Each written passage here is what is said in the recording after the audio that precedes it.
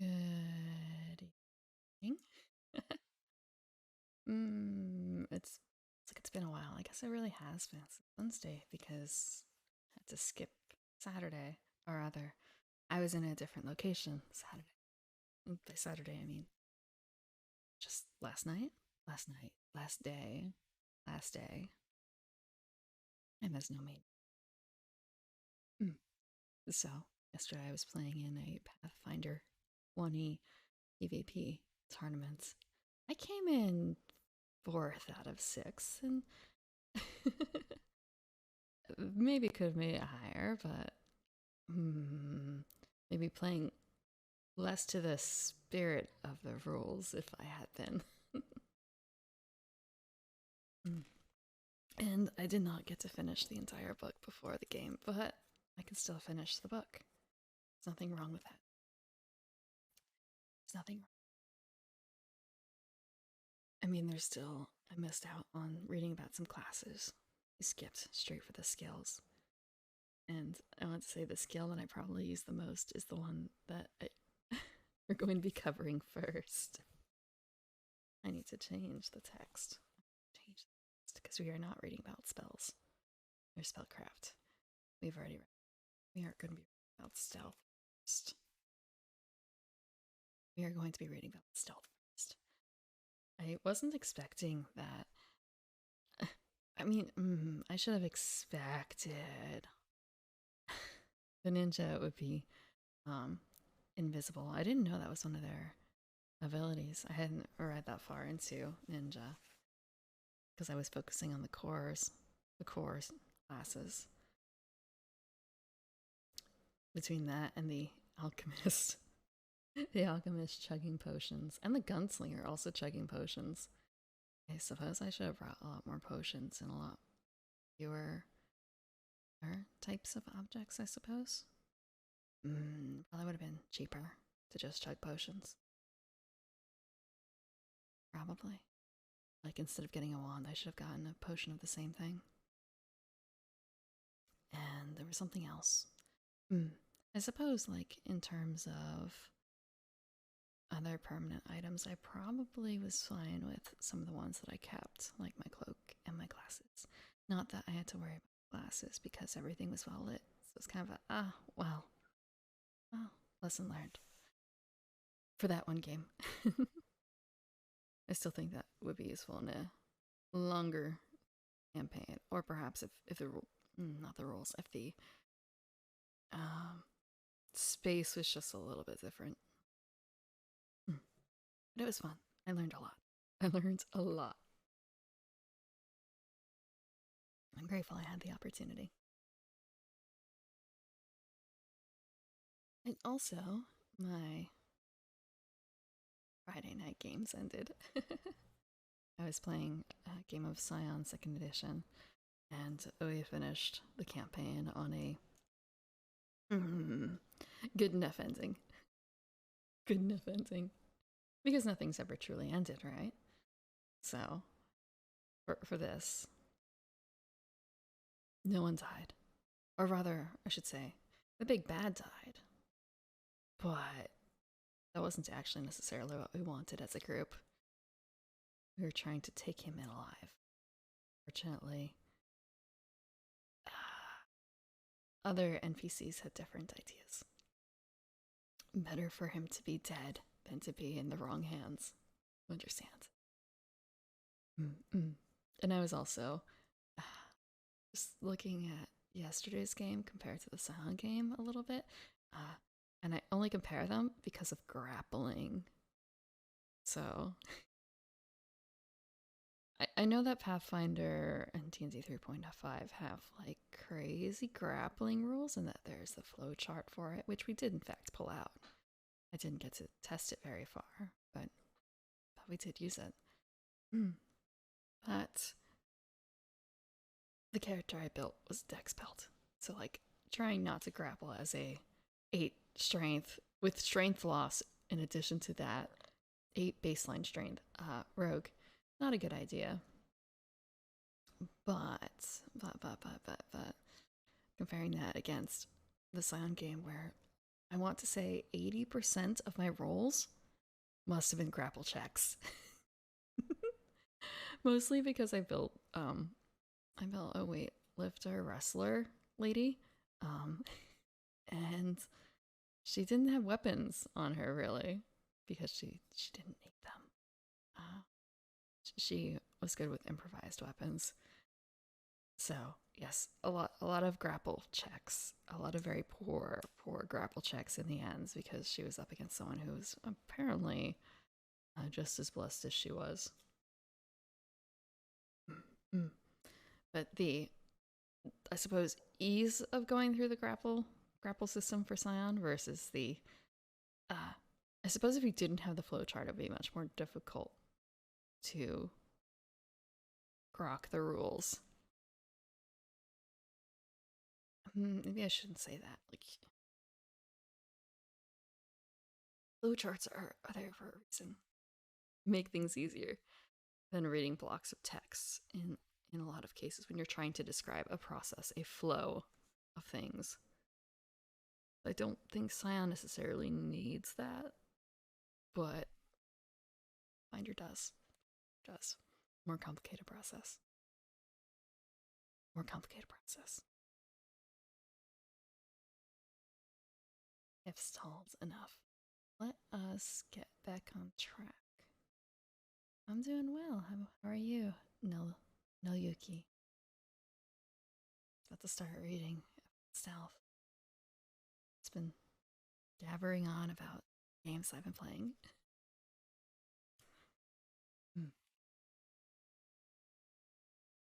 It's actually been really cold too. I had to stoke the fire a bit here in the fireplace and close the windows for the cats. They no longer get all you can smell buffet, but at least they won't be shivering in their beds. It's a cold, rainy day. It was really hard to peel myself out of bed. I woke up at like a half an hour before I was supposed to stream. Just sort of do I have to? Mm. So I may have slept in. I may have slept in until I tweeted that I was going to be late. Yesterday really put me out of my element a little bit with the waking up early for stream. Early. But it's good to do it for good reasons, but one-offs like that throw me off a little bit. Throw me off just a little bit. Okay. So stealth. Stealth. One more thing. One more thing. Switch the music. Switch it. We're no longer listening. Smooth transitions.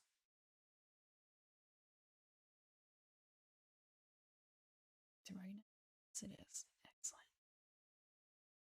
Excellent.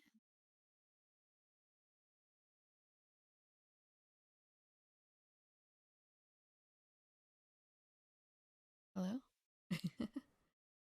Sometimes it can be hard to tell if it's getting caught or not.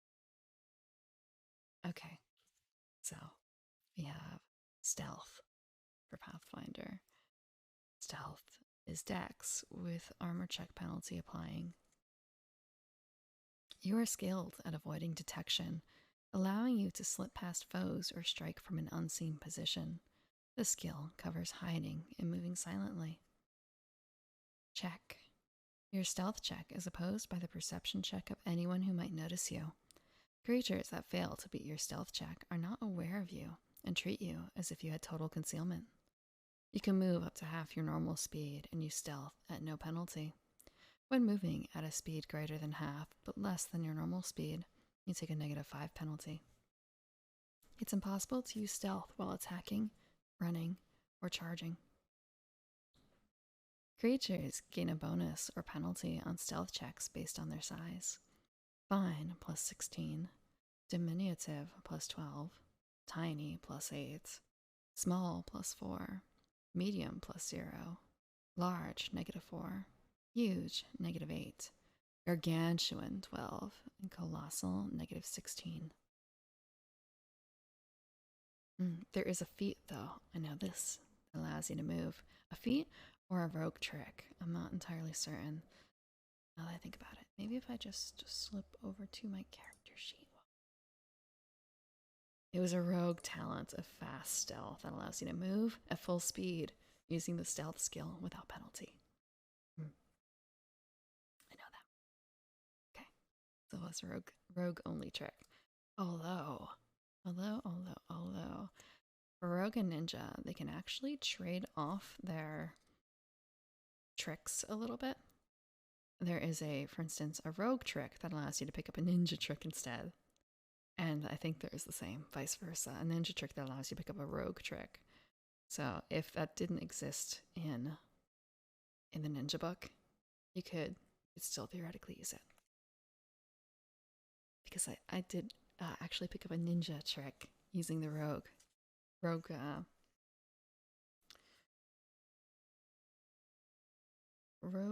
trick, rogue talent, I'm sorry.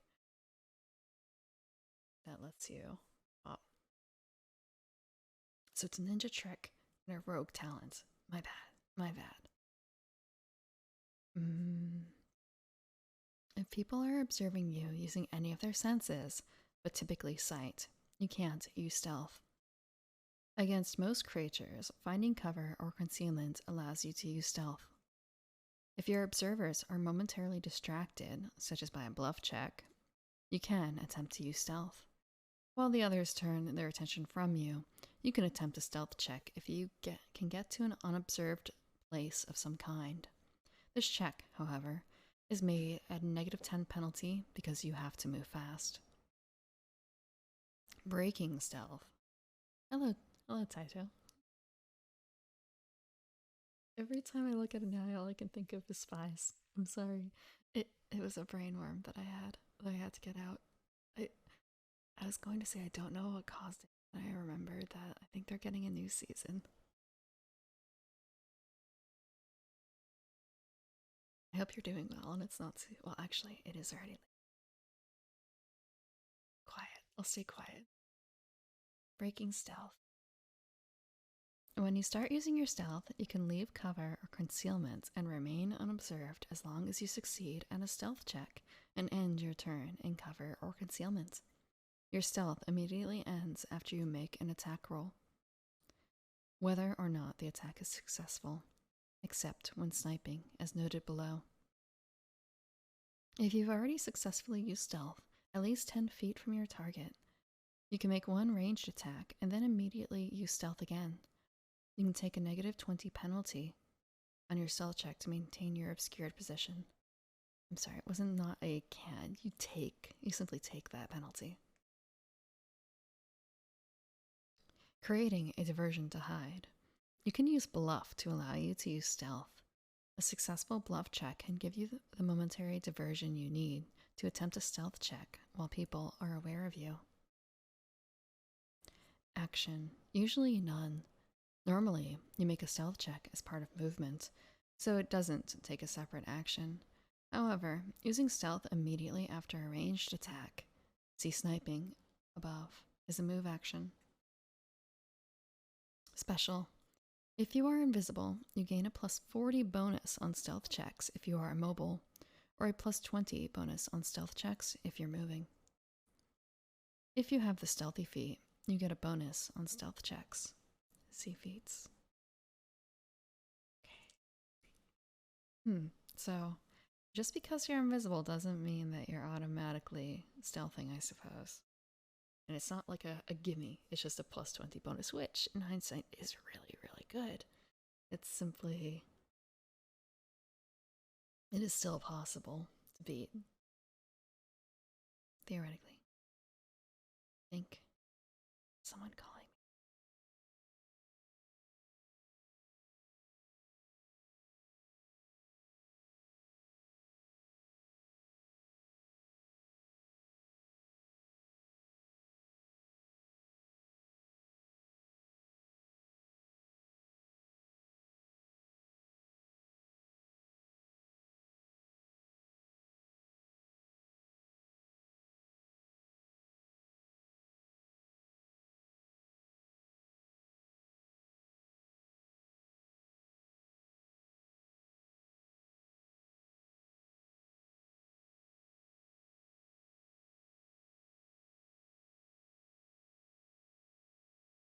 I'm sorry, I stepped out to.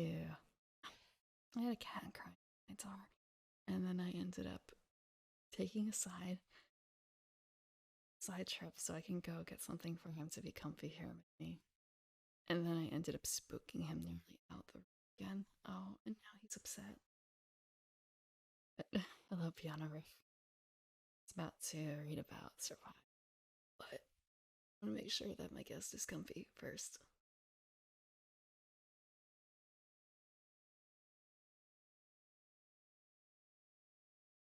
He's happy. He's happy.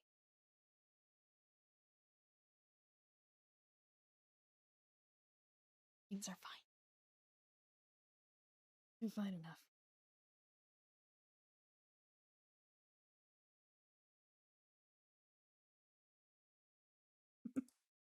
Oh no, he's crying.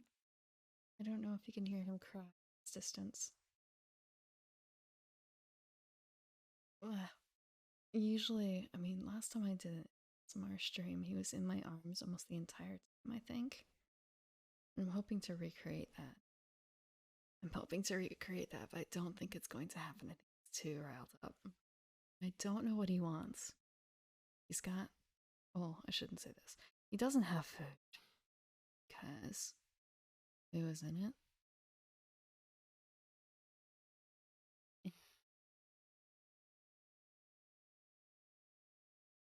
It's my cat. The ASMR stream last Wednesday? Tuesday. Say it was Wednesday, I think. I was trying to catch up. Saturday. Did he ASMR? I did actually catch him on my last ASMR stream, I believe, crying. I think. Not 100% certain. He was actually caught. He likes sleeping underneath the mic. Well, maybe I shouldn't say sleep. Relaxing. Okay, he's not staying. He's not staying.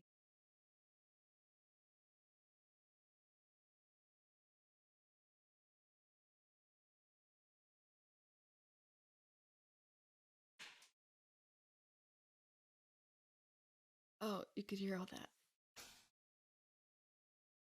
I opened the door for him to let him out, and I got another cat instead before I could shoo her out. So now it's just a like, is she going to cry to be let out as well? There's something that doesn't like a door, that wants it down. Cat. But it's not a cat exactly. Mm. Mm. Thank you for the follow, hi donuts. Well, I want to say, like, usually it's more about making noises, right? And necessarily talking. So, yeah, I guess there's like 3 or 4 different types of ASMR, usually.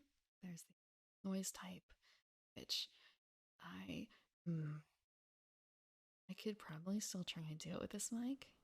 Oh, not like a recording. Okay, live one. Ah, yes, yes, yes. I think I've seen a few of those. There are sometimes some other ones. I know that there's Ethereal Ari, I believe, and she was reading stories when I found her. Scary stories. Hell in the Dark, I believe. Mm, mm. And there's been a few others too. There's been a few others too. And I'm trying. One day we'll get a cat cam. Ari's cute.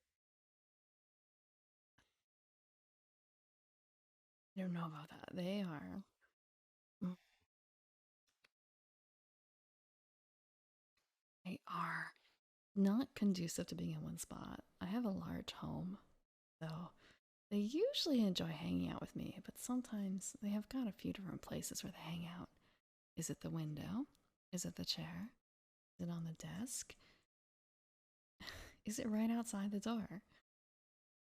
Is it in the bench windows? Ah, which room? There's only one cat I think that I can reliably pin down her location, and she's not very exciting. It's Contessa. She's currently holed up right now in in like a corner with an eggshell crate, pretty much. She's decided that's her new like nesting spot. Thank you for the follow as well, Piano Riff. It's like, is this cat going to? She was by the door, and now I think she's settling. Maybe if I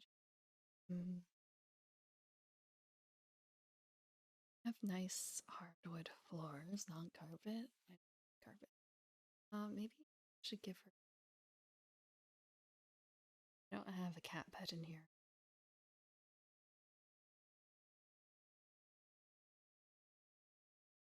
Try and make one. Will she fall for the trap? No, she's looking at me.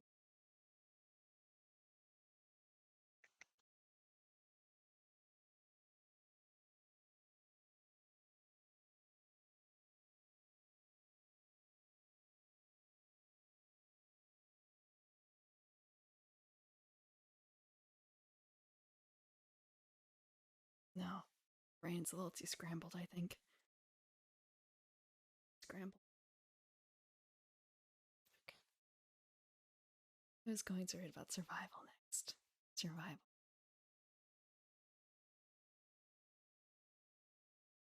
Oh no. Oh no. Okay. She was thinking of jumping up. Not prepared.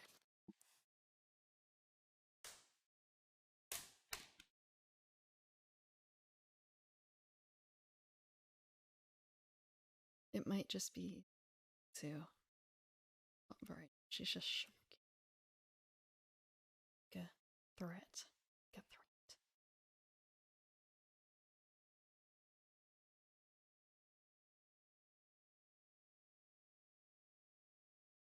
I guess I'll just have to wait. She'll probably come up and try and spill my tea whenever she thinks I'm distracted enough. Survival. Wisdom. You are skilled at surviving in the wild and at navigating in the wilderness. You also excel at following trails and tracks left by others. Check. You can keep yourself and others safe and fed in the wild. The table below gives the DCs for various tasks that require survival checks. Hello, Preston. Things are doing fine. It's a rainy, cold day, and I slept in a little bit. But now I'm back on track. Just a little late. And the Pathfinder game has come and gone, but I am still here. Pathfinder is a competitor to D&D in a sense. Pathfinder actually spun off from D&D back in 3.5 based on the SRD. Like there's an open gaming license. So, oh, we got someone visiting. It's a spin-off. But they've kind of made it into their own with a second edition. It is not owned by Wizards of the Coast. They're owned by Paizo. Paizo. So there's a bit of a tangled background with Paizo, or like Proto Paizo. And I'm not certain if it was Wizards of the Coast at that time, but the people behind it wrote some of the content for 3.5, but not all of it. I think it was some of the magazine content, because there was Dragon Magazine and Dungeon Magazine. So I think they wrote some of the stuff in the dungeon. And with the advent of 4th, I guess they didn't like the direction, so they kind of made their own 3.75. They made like 3.75, and that was Pathfinder 1E. Is Pathfinder 1E. And so if you look at the base rules, it's very similar to D&D 3.5, like very, very similar, but it's branched off and it has more, well, maybe not more content than 3.5, but it has a lot of different content than 3.5. For instance, I'm pretty certain that you're not going to find the witch class in 3.5, but it does exist in Pathfinder 1. And Kitsune as well as a race that exists in Pathfinder, but not, I don't think, in 3.5. do you play? I have played D&D. I've played 3.5. I've played 3.5 more than I've played Pathfinder, and I've played 5e. I dabbled a little bit in 4e, like a tiny amount. And I play other tabletop games as well. I finished playing in a Scion game. No, I can't. I can't. Okay, let me set the timer. Set the timer.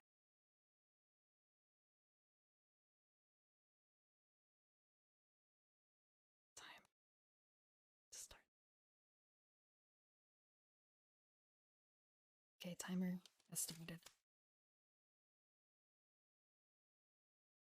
You've been playing 5e with many of your friends from last year. That's good. That's good. It's a fun game. It's a fun game. Have you been playing a specific campaign? Strahd or Dragon Heist or Strixhaven or something? Or other things? Or is it homebrew? I've done a mix of both. But say I want to try new games. I want to try new games. So, yeah. Oh, actually, I think about it. One of my home game people put out for a all for playtesters or something, and I just remembered that wasn't that this morning. I did not say I was going to join, but just okay. Hold on, let me do something real quick. I know I just failed. I'm going to I said the word. I said the word. Hmm. That's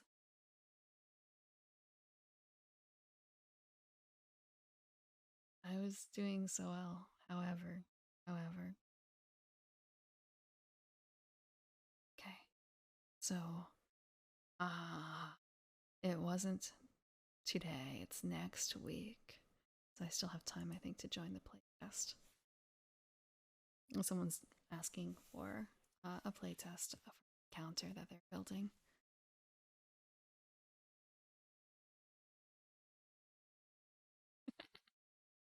Mm, they're good teams too. I played Stars Without Number under them, and Aegon too.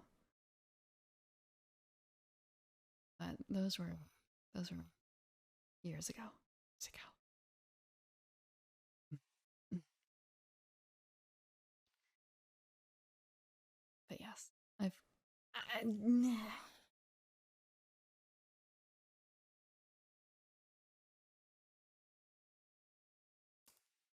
I've played a number non D&D tabletop games. Not a huge number, but a number that's greater than I can count on one hand. Maybe just thinking like, can I count the number of different campaigns, different systems I've tried out on two hands? I think it might go off two hands. It might go off two hands. But some of them are simpler than others. Like learning the rules for um, 10 Candles, not nearly so bad as learning the rules for Pathfinder, apparently. Some books are short. Books are short.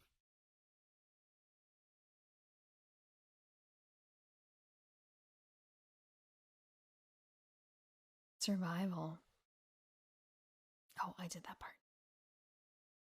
And Candle, the incredibly clever system. It's it's very nice when you get to play in person, because the candles do eventually die out themselves. When you're playing online, though, it's a bit, I don't want to say rougher, but it loses a little bit. I've done both. I've done both in person and online. The second game, the online one, ran a lot longer than the in person one.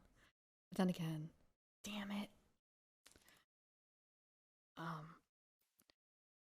I did test out the candles for the in person game to check how long they would run. And I think that they capped at like 3 hours. So the commands. So I have an IRL word band going on right now, and so in order to keep track of it, uh, I built a command for my failures. Because otherwise, I might not remember how many times. And if I want to do anything timed as a punishment, like for every time I say the word, it's 5 minutes in the maid outfit. I need something like this. IRL word ban. In real life word ban. I cannot say the word but right now. Damn it! That one shouldn't count. That one should not count. That one should not have counted. Ah, there we go. Okay. So, Rogette's, what is it gonna be? Is it gonna be the maid outfit or the cat hairs? You don't get the maid outfit and the cat hairs, so. The word was but. The word was but made. Okay. Give me a second. I have to go change.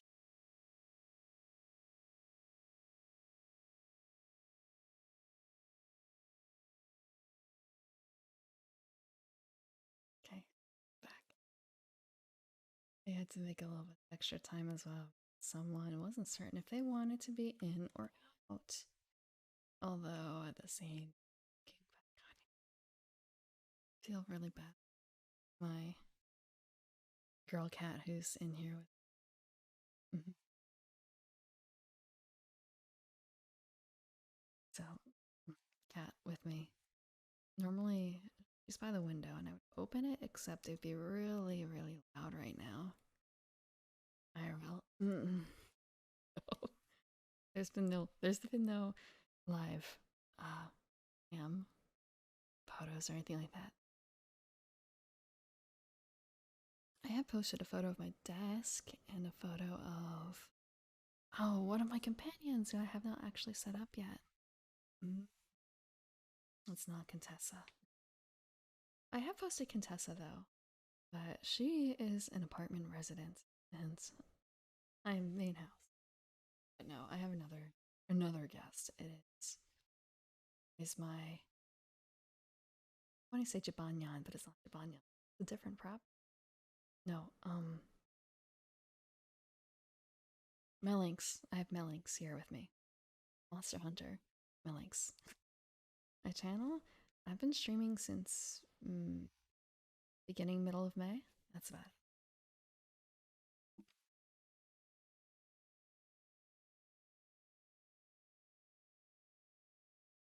I would say that I have a life size Melinx, but I think he's larger than life size because he has to have his own seat.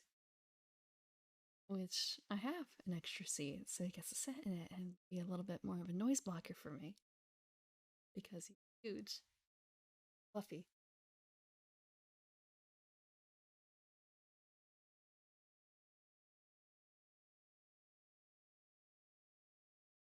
He's guarding the second monitor.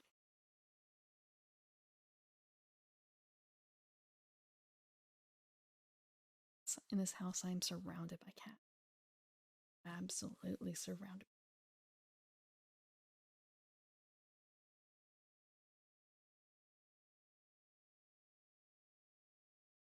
So I was doing survival and I hadn't even made it to the survival table. Survival check. DCs. Survival DC of 10. The task? Get along in the wild. Move up to half your overland speed while hunting and foraging. No food or water supplies needed. You can provide food and water for one other person for every 2 points by which your check results exceeds 10. 15. Gain a +2 bonus on all fortitude saves against severe weather while moving up to half your overland speed, or gain a +4 bonus if you remain stationary. You may grant the same bonus to one other character for every 1 point by which your survival check result exceeds 15. My channel, I've been streaming since mid-May, beginning to mid-May, roughly.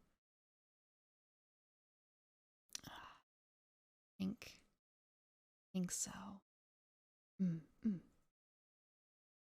Although I was much more scuffed then. I had a different microphone, and this one should sound a little better. And there should be, I want to say there's like different scuff noise before. It'd be more like me banging the headpiece, like the microphone, into my shoulder or something because of how it's situated. Now it's a stand mic, not a stand mic, desk mount mic, like overhead. Um, except now the cats bonk into it instead of me. The cats love bonking into it. Mm. Okay, so survival DC of 15. The task: keep from getting lost or avoid natural hazards such as quicksand. Survival DC of 15 as well. Predict the weather up to 24 hours in advance. For every 5 points by which your survival check exceeds 15, you can predict the weather for 1 additional day in advance. Mm-mm. I haven't been doing all.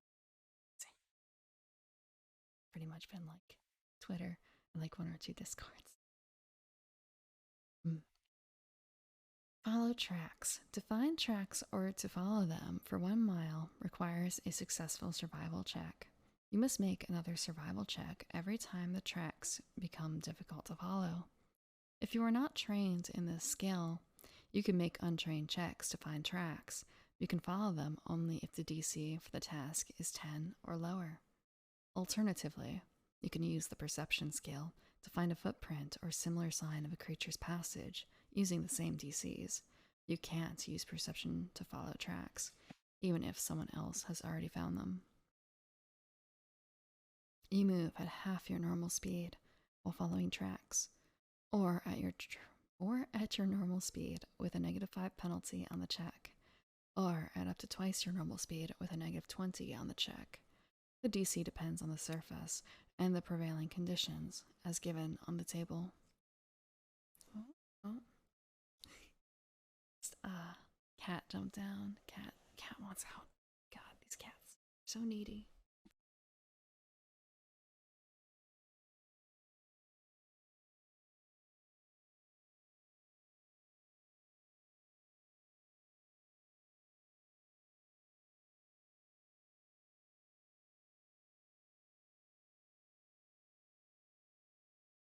Ah, these cats.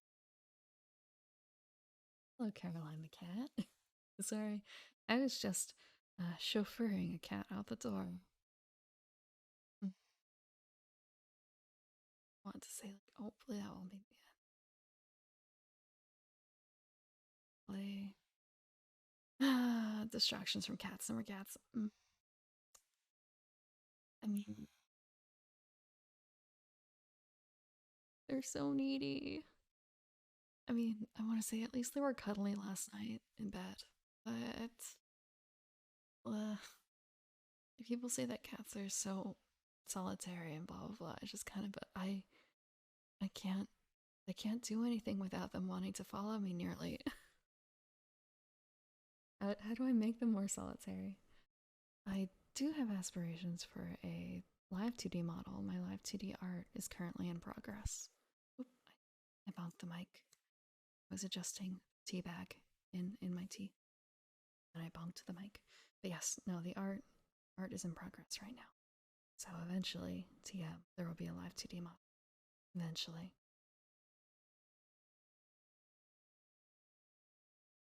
In progress.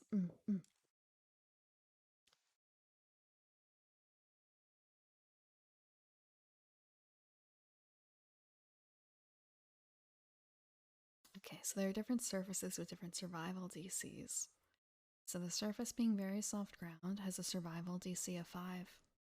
A surface of soft ground has a survival DC of 10. Firm ground has a survival DC of 15, and hard ground has a survival DC of 20. And we have definitions for the various types of grounds, because I'm sure that people are going to argue these definitions otherwise. Very soft ground is any surface, fresh snow, thick dust, wet mud, that holds deep, clear impressions of footprints. Soft ground, any surface soft enough to yield to pressure, but firmer than wet mud or fresh snow, in which a creature leaves frequent but shallow footprints. Firm ground. Most normal outside most normal outdoor surfaces, such as lawns, fields, woods, and the like, or exceptionally soft or dirty indoor surfaces, thick rugs, and very dirty or dusty floors. The creature might leave some traces, broken branches, or tufts of hair, but it leaves only occasional or partial footprints. It should look fairly similar. I've received sketches from the artist, like we went through phases. Thank you for the rave, Varag. Your stream go. Let me shout out. I'm gonna do both shout outs. I wish, or actually, I wonder if there's a way for me to combine this. So it is. Uh,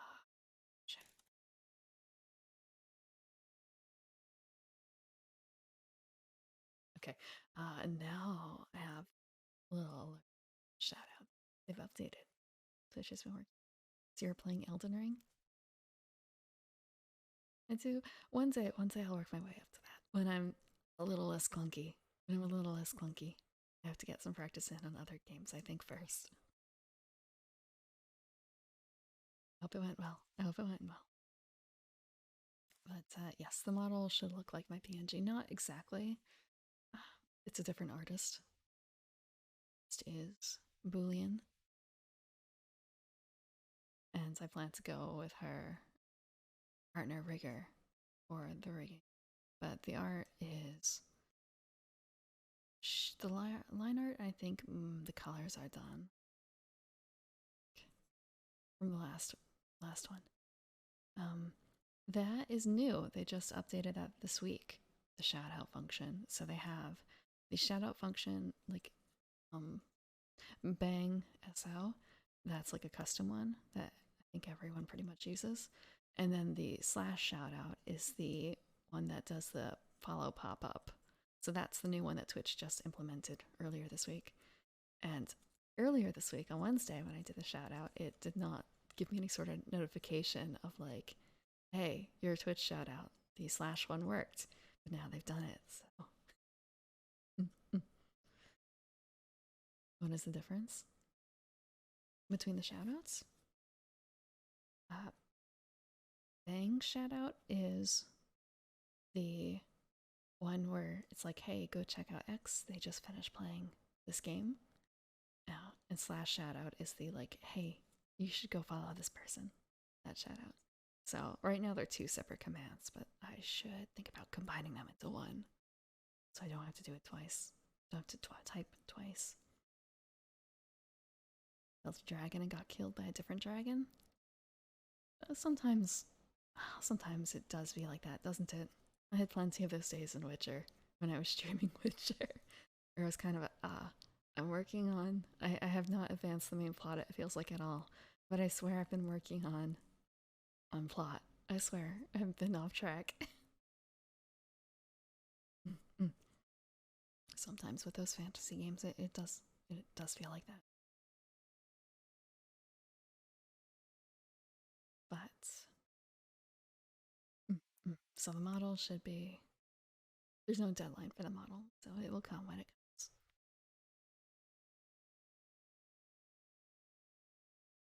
But it's still based on me.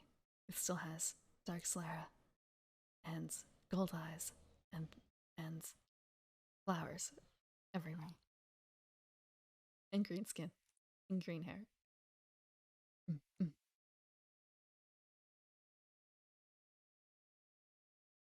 So we defined very soft ground.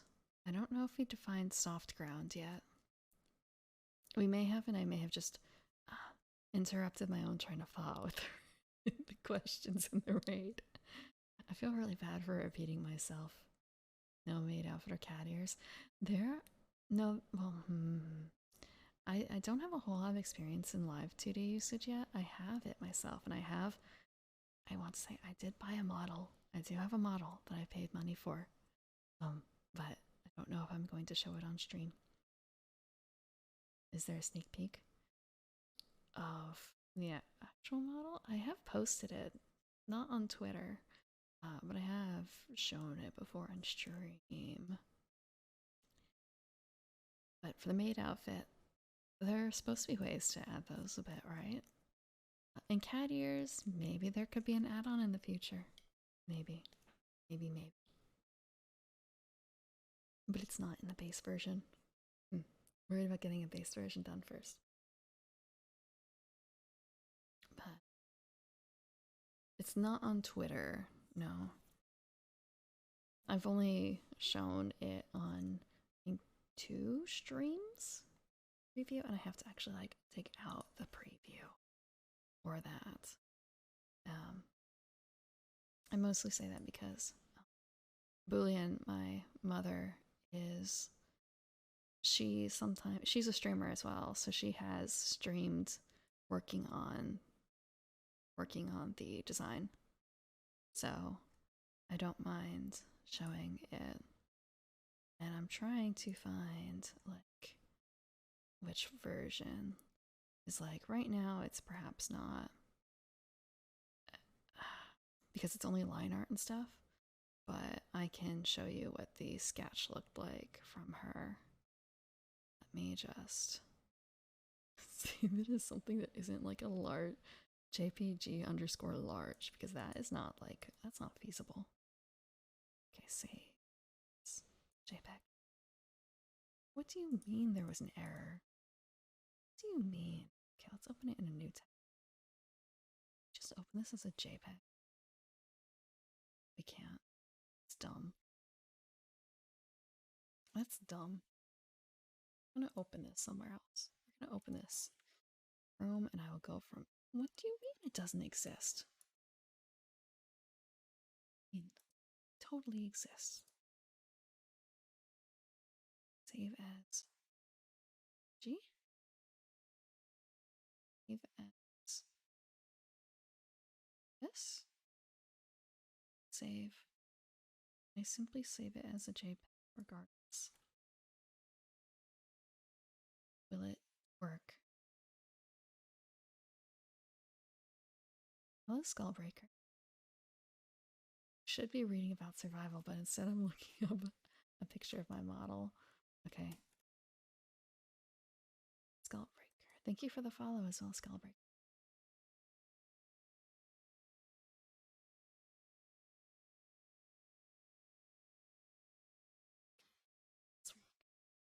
Should work. Oh, that's large. You can see it already. You can see it already. So, full body model.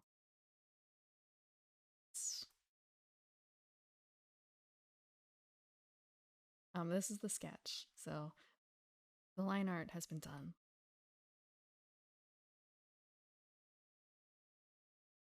So, same design, same concept. Just different style.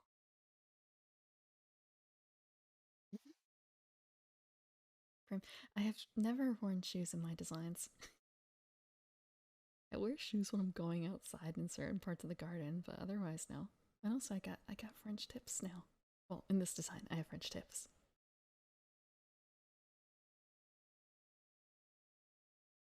I couldn't survive from you. So you played Pathfinder, you know the survival rules there? Because I don't. I want to say I've never played with the survival rules in 3.5.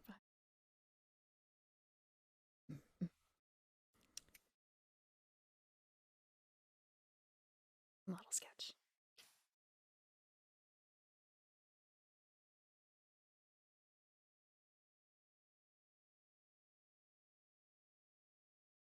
Let's see. Survive. Survival.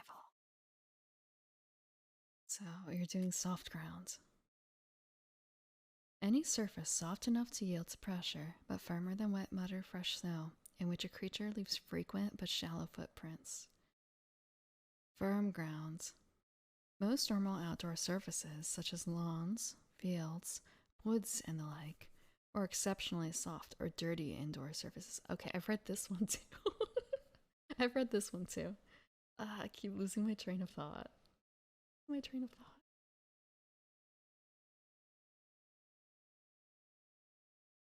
I want to say I am a garden elf. I am not a wood elf, so none of comes naturally to me when it comes to like the survival game. None of it. I don't know if I would be able to start a fire without a lighter. Mm. Or that, well, I suppose that counts as something that's already on fire, right? Having a lighter.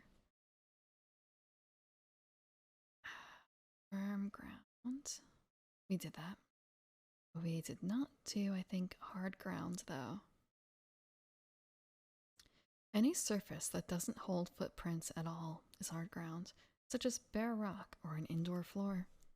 Most stream beds, sorry, stream beds is a bit of a, obviously it's an unusual word, but it's just kind of a, most stream beds fall into this category since any footprints left behind are obscured or washed away. The creatures only leave traces, scuff marks, or displaced pebbles. Yeah, that's why I initially was just like, wait, stream bed? Like, is this a new terminology? Like, is it stream embedding, like the short form of it, or is it like someone who streams from their bed, like a sleep streamer? But yeah, it's a riverbed, but I guess stream instead of river. The other definition of stream, yeah, me too. I thought it was another word for streaming. I want to say those do exist, right?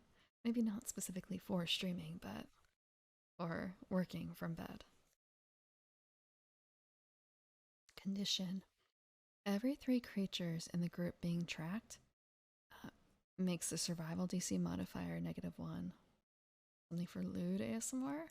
Oh, I wasn't even thinking in that direction. I was thinking more like uh, Iron Mouse. People who are perhaps unable to stream from a desk. People who are bedbound. Mm, mm. Or working from a desk, rather. Not, well, working from bed? Working from bed. Mm. And more in the incapable of doing it from a standing position. Sleeping streams with text to speech and Alexa. I've not watched too many sleeping streams. I think the only one I actually watched was Iron Mouse's when she did her uncapped subathon.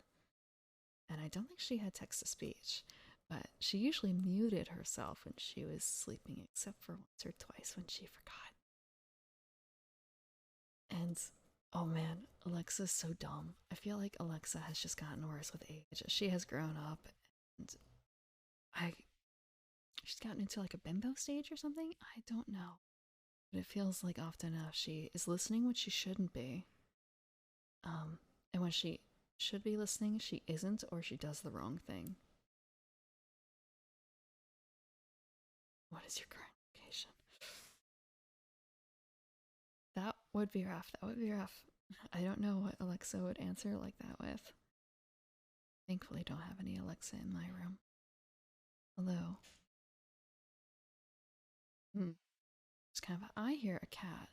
I hear a cat playing with a wire outside, and just kind of a maybe okay. If I lose internet, it is my cat's fault.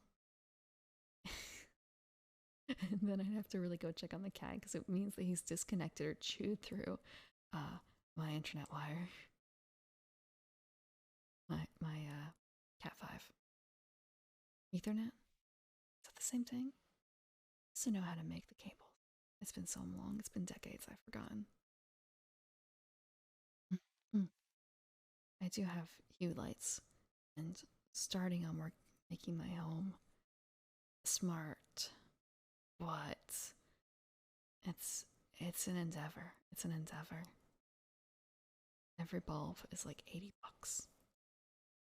40 to 80. I'm trying to remember if it's like 80 or 90 for a set of two bulbs. Which is kind of great. That's not even half of the lights in my room.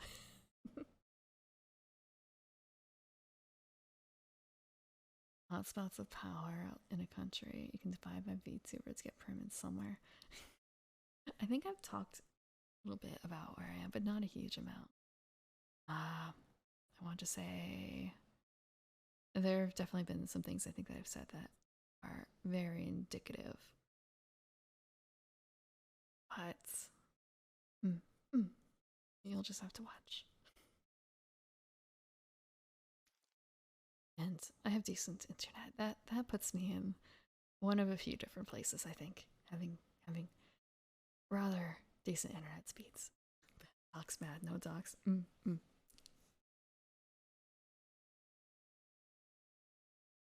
I try. It's not, direct. Not direct. But I want to say,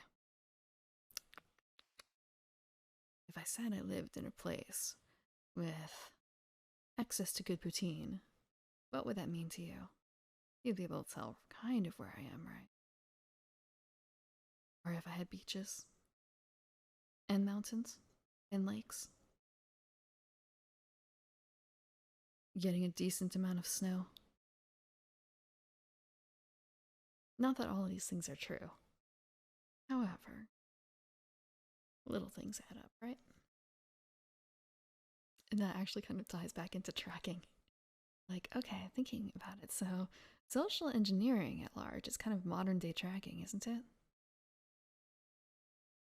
Or rather, social engineering with the intent of finding someone. That's modern survival. That's modern survival. Yeah, actually, stalking. Stalking also falls onto that. Although you're not doing it for the purpose of. I suppose it's kind of because survival, at least according to Pathfinder, it's the surviving the wild and navigating the wilderness. And then there's also excelling at following trails and tracks left by others. So, like, modern day survival in terms of like stalking, doxing, that's the second part, not the first part. But we don't really have that first part, I guess, as much. I guess it's more street smarts in that case. But I guess this is why when it comes to games, tabletops, don't try and make systems fit into other categories. Don't try and make like modern day Pathfinder or D&D. Don't do like D&D and make it Shadowrun. It's not built for that. It's not built for that. Oh, I just did something really stupid. I tied my tea bag onto the mug and I realized, the knot's actually pretty tight. Don't know if I have a way of cutting it off. Oh, I found the scissors. I just gotta snip.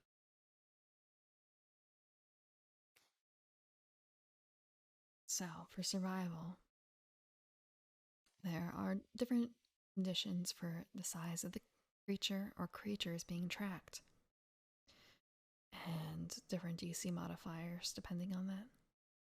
So, the condition size of the creature being fine, and is like the smallest category, is +8. Diminutive is +4. Tiny is +2. Small is +1. Medium is +0. Large is -1. Huge is -2. Gargantuan is -4. Colossal is -8. Every 24 hours since the trail was made is a +1. Oh, I should specify as for the sizes. For a group of mixed sizes, apply only the modifier for the largest size category. So, for every hour of rain since the trail was made, the DC modifier is +1. Fresh snow since the trail was made is +10. Poor visibility. In this case, we only apply the largest modifier from this category. Poor visibility. Overcast or moonless night is a +6. Moonlight is a +3. Fog or precipitation is +3. And last category is tracked party hides trail and moves at half speed is +5.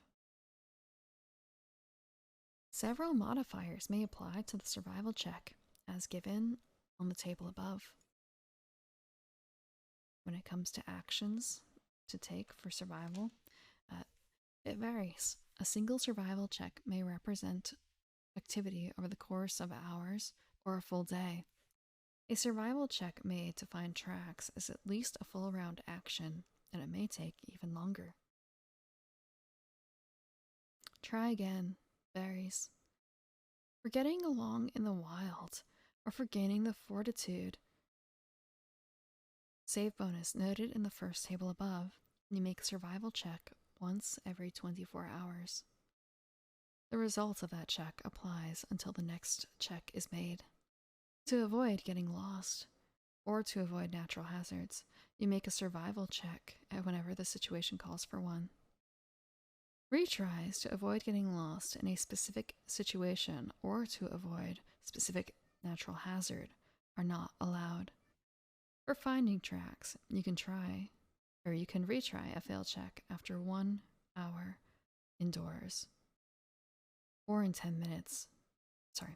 After 1 hour outdoors or 10 minutes indoors of searching. Special. If you are trained in survival, you can automatically determine where true north lies in relation to yourself. A ranger gains a bonus on survival checks when using this skill to find or follow tracks of a favored enemy. If you have the self-sufficient feat, you get a bonus on survival checks. Okay, that is survival. Don't know if you can hear them. The cries, the pitiful cries of someone who wants back in. These cats are going to murder.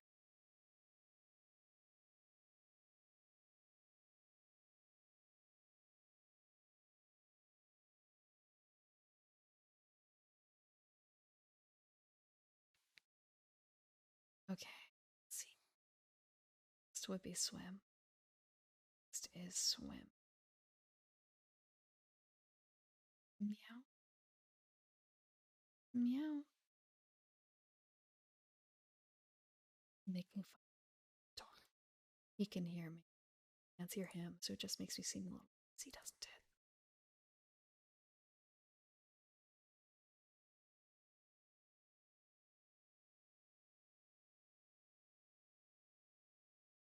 Okay, he's gone quiet.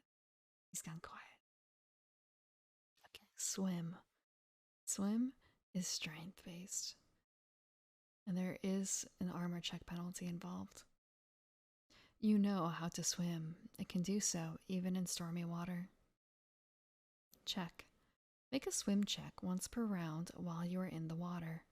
Success means you may swim at up to half your speed as a full round action, or at a quarter of your speed as a move action. If you fail by 4 or less, you make no progress. If you fail by 5 or more, you go underwater. If you are underwater, either because you failed a swim check or because you are swimming underwater intentionally, you must hold your breath. You can hold your breath for a number of rounds equal to twice your constitution score, but only if you do nothing other than take the move actions or free actions. If you take a standard action or a full round action, such as making an attack, the remainder of the duration for which you can hold your breath is reduced by 1 round. Effectively, a character in combat can hold his breath only half as long as normal. After that period of time, you must make a DC 10 Constitution check every round to continue holding your breath. Each round, the DC for that check increases by 1. If you fail the Constitution check, you begin to drown. The DC for the swim check depends on the water, as given on the table below. Water. Calm water has a swim DC of 10. Rough water has a DC of 15. Stormy water has a DC of 20. You can't take 10 on a swim check in stormy water, even if you aren't otherwise being threatened or distracted. Each hour that you swim, you must make a DC 20 swim check or take 1d6 points of non-lethal damage from fatigue. Action. A swim A successful swim check allows you to swim a quarter of your speed as a move action or half your speed as a full round action. Special. A creature with a swim speed can move through water at its indicated speed without making swim checks. It gains a +8 racial bonus on any swim check to perform a special action or to avoid a hazard. The creature can always choose to take 10 on a swim check, even if distracted or endangered when swimming.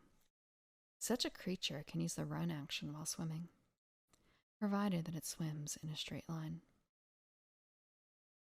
If you have the athletic feat, you get a bonus on swim checks. See feats. Okay, and that is swim.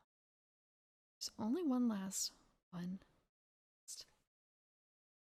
skill. And that skill is use magic device.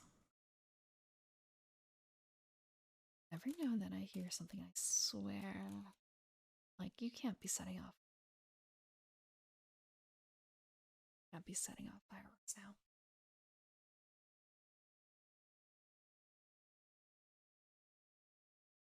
I have this tea that is kind of a slight, I say slight licorice flavor.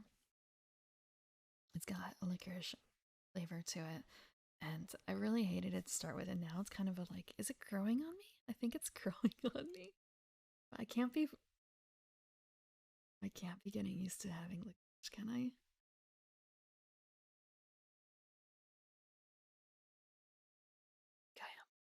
I can't get used to licorice. Maybe it'll just be fine with tea though. I think it might be too strong to actually eat licorice itself. It feels like a mild licorice tea.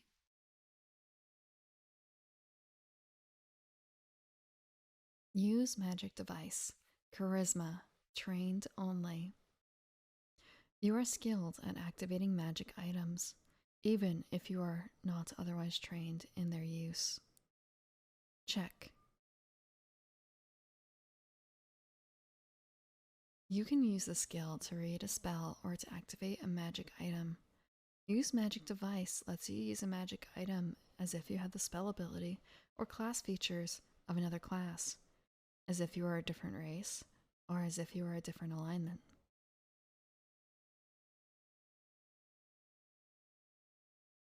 You make a use magic device check each time you activate a device, such as a wand. If you are using the check to emulate an alignment or some other quality in an ongoing manner, you need to make use of the relevant use magic device check once per hour. You must consciously choose which requirement to emulate. That is, you must know what you are trying to emulate when you make a use magic device check for that purpose. The DCs for various tasks involving use magic device checks are summarized on the table below.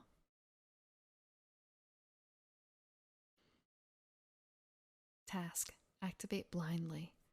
Use magic device DC 25. To decipher a written scroll is 25 plus the spell level. To use a scroll is 20 plus the caster level. To use a wand is 20. To emulate a class feature is 20. To emulate an ability score, see text.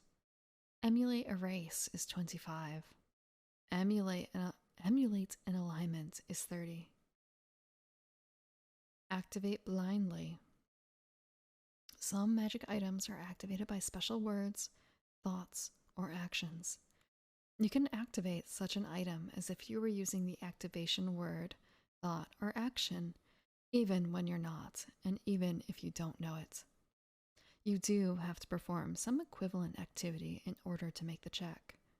That is, you must speak, wave the item around, or otherwise attempt to get it to activate. You get a +2 bonus on your use magic device check if you've activated the item in question at least once before. If you fail by 9 or less, you can't activate the device. If you fail by 10 or more, you suffer a mishap. A mishap means that magical energy gets released, but it doesn't do what you want it to do. The default mishaps are that the item affects the wrong target wrong target, or that uncontrolled magical energy is released, dealing 2d6 points of damage to you. This mishap is in addition to the chance for a mishap that you normally risk when you cast a spell from a scroll that you otherwise could not cast yourself. Decipher a written scroll. This usage works just like deciphering a written spell with a spellcraft skill, except that the DC is 5 points higher. Deciphering a written spell requires 1 minute of concentration. Emulate an ability score. To cast a spell from a scroll, you need a high score in the appropriate ability: intelligence for wizard spells, wisdom for divine spells, or charisma for sorcerer or bard spells. Your effective ability score, appropriate to the class you're emulating when you try to cast the spell from the scroll, is your use magic device skill check result -15. If you already have a high enough score in the appropriate ability, you don't need to make this check. Emulate an alignment. Some magic items have positive or negative effects based on the user's alignment. Use Magic Device lets you use these items as if you were an alignment of your choice. You can emulate only one alignment at a time. Emulate a class feature. Sometimes you need to use a class feature to activate a magic item. In this case, your effective level in the emulated class equals your use magic device check result -20. This skill does not let you actually use the class feature of another class. It just lets you activate items as if you had that class feature. If the class whose feature you are emulating has an alignment requirement, you must meet it, either honestly or by emulating an appropriate alignment with a separate use magic device check. See above.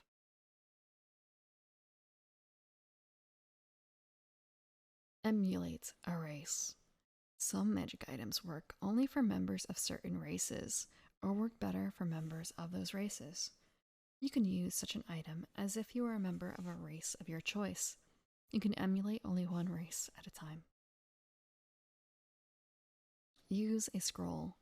Normally, to cast a spell from a scroll, you must have the scroll's spell on your class spell list. Use Magic Device allows you to use a scroll as if you had a particular spell on your class spell list. The DC is equal to 20 plus the caster's level of the spell that you are trying to cast from the scroll. In addition, casting a spell from a scroll requires a minimum score, 10 plus spell level, in the appropriate ability. If you don't have sufficient score in that ability, you must emulate the ability score with a separate use magic device check. This use of the skill also applies to other spell completion magic items. Use a wand, staff, or other spell trigger item. Normally, to use a wand, you must have the wand spell on your class spell list. This use of the skill allows you to use a wand as if you had a particular spell on your class spell list. Failing the roll does not expend a charge. Action: none. The use magic device check is made as part of the action, if any, required to activate the magic item. Try again. Yes, but if you ever roll a natural 1 while attempting to activate an item and you fail, then you can't try to activate that item again for 24 hours. Special: you cannot take 10 with this skill. You can't aid another on use magic device checks. Only the user of the item may attempt such a check. If you have the magical aptitude feat, you gain a bonus on use magic device checks. See feat. That is all the skills. That is all the base skills. Are there extra skills? I know that in 3.5, like, you have your skill list, but then there were additional skills from additional books, like psionics was a skill, and so is true naming. Oh. So a little sleepy. Um, hello, Floofy. Is it Floofy? Sure, I just finished reading through the skills section of Pathfinder 1E, and now I'm debating: do I go for moving back to finishing the classes that I didn't finish, or do I move on to feats? I feel like maybe I should go back and do the classes that I missed. I'm going to do that. I think I'm going to do that. So I did Barbarian, Bard, Cleric, Druid, and Fighter. So that means I have Monk onwards to read. So I think I'm going to do that. Because I think that reading these and then going through the feats is going to make more sense than going backwards. Like the skills is a bit more, they can be put anywhere. The classes, maybe not so much. Okay, I'm going to change the name. So, it's just, it's going to say class. But every Sunday I've been reading for the past month or two, maybe three even. And since I was doing a Pathfinder game, I switched from reading short stories and Dungeon World to reading the Pathfinder rules because I hadn't played before. And the Pathfinder game was literally yesterday, but I still haven't finished reading the book. So I'm a bit of a bad player. Like, I want to say I did read parts of it, but I didn't read the entire thing. So I'm going back and I'm going to read the entire thing. This is Monk. So,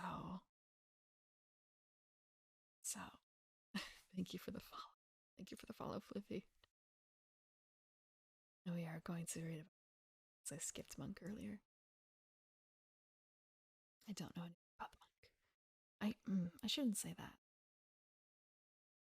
We wanted to play a monk, but I was persuaded to play a different class. And by persuaded, I mean it wasn't like a forceful thing. It was more like, well, do you want to be something better than a monk? Because I'll let you do this and this and this. So I ended up being an unarmed sword sage instead. But that was 3.5, not Pathfinder. And also, I don't want to say homebrew, but like very, very lightly touched of like very common fixes. Because unarmed sword sage is actually not like base exactly, because there's like one or two things missing where it's like, why didn't they do this? But I digress. We are here for Pathfinder, not for 3.5. We're here for Pathfinder. One of these days, I'm going to have a Pathfinder stream, and I won't mention 3.5 whatsoever, I swear. One of these days, it's going to happen.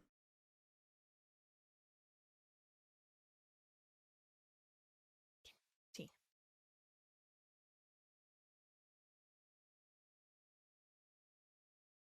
The monk. For the truly exemplary, martial skill transcends the battlefield. It is a lifestyle, a doctrine, a state of mind. These warrior artists search out methods of battle beyond swords and shields, finding weapons within themselves just as capable of crippling or killing as any blade. These monks, so called since they adhere to ancient philosophies and strict martial disciplines, elevate their bodies to become weapons of war. From the battle-minded aesthetics?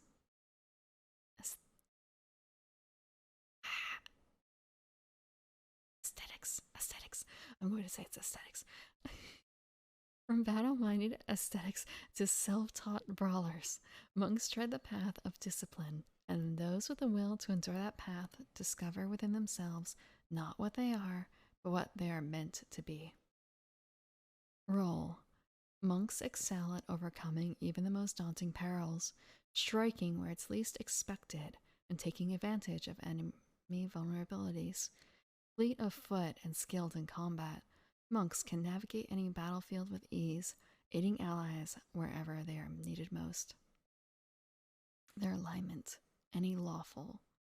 It dies D8. It's a slight aside. I play Final Fantasy 14. It's just technically in the same day, but it was um I I took a sleep between then. I finished leveling up my monk to 90. Just yes. One more checked off in the list of completionism. I finished the monk. I actually really don't like playing monk. I'm really bad at it. Uh but well, it's up there. It's done. I never have to touch it again. I never have to touch it again. Well, actually, that's not true. I need to finish some side quests, and I have to go back to get the level 90 monk quest done. That's probably not going to involve battle, so it will be fine. I won't need to punch anything.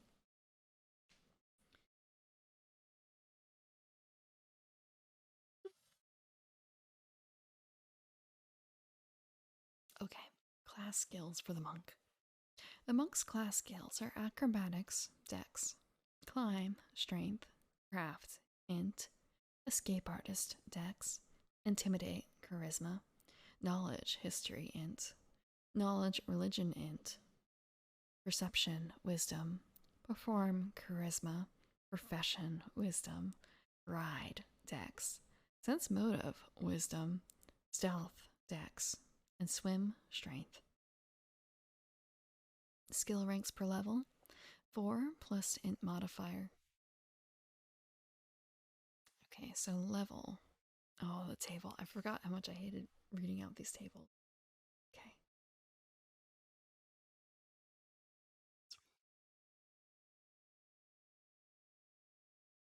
It sucks. It's really bad. Okay. I'm going to grab a piece of paper so I can keep track of this in the book.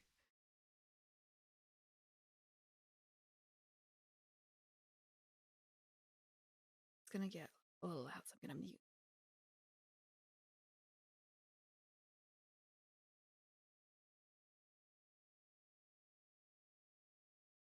I had to open a drawer to find a piece of paper so I can keep track. Okay, I'm going to look at this. Actually, I'm gonna flip back to another section so I can get a comparison. Because instead of saying like, their fortitude saves and reflex saves and such, advanced like this, and base tech bonus, I'm going to summarize it in terms of like, this is a good one, this is a bad one. They don't specify whether it's good or bad, but you can compare it against the other classes because they follow into like one or two different categories. Shit.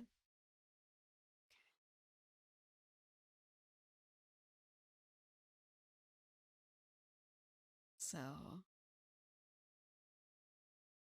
the base attack bonus starts at 0, increases by 1 in most cases, but sometimes it doubles up. That's not a grace, I think, great base attack bonus because they don't get their second attack, I think, until 8th. So it's not great. Versus, I think, like the Barbarian and stuff where they get it at 6th, right?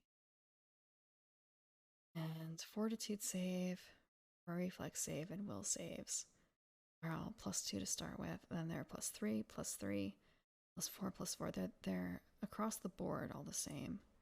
So, this is like Barbarian. Okay, Barbarian had great base attack bonus. And they start with +2. So, versus +0. So the monk actually has all their saves be good, but their base attack bonus is not good. It's kind of a case of waste. So it starts at +3. Does the dupes. So, bad base attack, good saves across the board.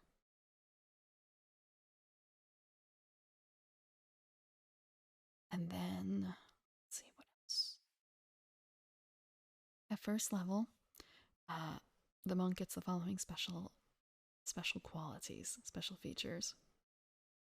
They get a bonus feat. They get Flurry of Blows, Stunning Fist, and Unarmed Strike. And their Flurry of Blows bonus, attack bonus, I should say. Flurry of Blows attack bonus is -1, -1. And they have unarmed damage of 1d6. I'm actually gonna. I'll do unarmed damage separately. So, second level, monk gets bonus feat and evasion. Third level, they get fast movement, maneuver training, and still mind. Fourth level, they get a ki pool, which is considered magic. And they get slow fall 20 feet. Thank you for the follow, Darin-chan. At fifth level, the monk gets high jump and purity of body. At sixth level, they get bonus feat and slow fall 30 feet. It's cute. Tail. Oh, that's all the same person. Okay. I was a little fooled because the colors. I wasn't expecting a blue tail out of a blonde girl. Girl? Shouldn't be jumping to conclusions. Blonde character. Blonde cutie. Okay. Slow fall 30 feet. So 6th level is bonus feat and slow fall 30 feet. 7th level for the monk is ki pool, cold iron / silver, and wholeness of body. 8th level is slow fall 40 feet. 9th level is improved evasion. 10th level is bonus feat, ki pool, lawful, and slow fall 50 feet. 11th level is diamond body. 12th level is abundant step and slow fall 60 feet. 13th level is diamond soul. 14th level is bonus feat and slow fall 70 feet. 15th level is quivering palm.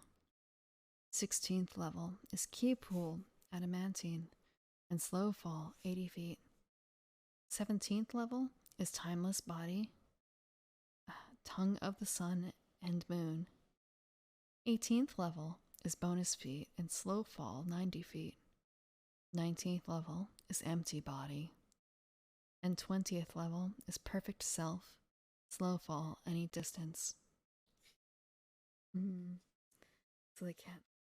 We're going to be reading more about what each of those features is, but just kind of so making some assumptions here about what some of these things are like. Okay, can take a sip.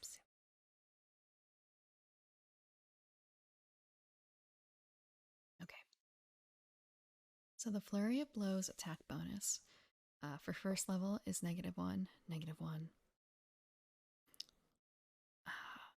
At second level, it is +0, +0. At third level, it's +1, +1. Is there a way to summarize this? It doesn't. It looks like it's pretty straightforward in that for the first two, for the Flurry of Blows, it's always going to be whatever the level is, -2. And at 6th level, you gain a third. Because that's when you normally get your second attack for a lot of the martials. So at 6th level, it becomes +4, +4, -1. And then you start that process all over again. So it's actually at 7th level, +5, +5, +0. And at 8th level or 10th level, it would be +8, +8, +3, +3. Because at 8th level, you get your fourth attack, I suppose, with Flurry. Oh god, and then 12th level, it's +10, +10, +5, +5, +0. Wow, okay, and 16th level? No, wait. Okay, 15th level, it's just every few levels you add another attack. So it's just kind of that's a lot of attacks at the end there. So yeah. 15th is +13, +13, +8, +8, +3, +3. 16th is 14, 14, 9, 9, 4, 4, -1. And 17th level is 15, 15, 10, 10, 5, 5, 0. And to cap it all off, it becomes at the end 18, 18, 13, 13, 8, 8. That's 1, 2, 3, 4. That's 7 attacks with Flurry of Blows. That's 7 attacks. Okay. So from first level through third level, your unarmed damage is plus, or is 1d6. 1d6. When you get to fourth through seventh is 1d8. 8th through 11th is 1d10. 12th through 15th is 2d6. 16th through 19th is 2d8. And 20th is 2d10 for your unarmed damage. So class features, class features. All of the following are class features of the monk. Weapon and armor proficiency. Monks are proficient with the club, crossbow, light or heavy, dagger, hand axe, javelin, kama, nunchaku, quarterstaff, sai, short spear, short sword, shuriken, shangham, sling, and spear. I'm probably mispronouncing that one very badly, shangham. I'm actually going to really quick check, like, how are you supposed to pronounce that?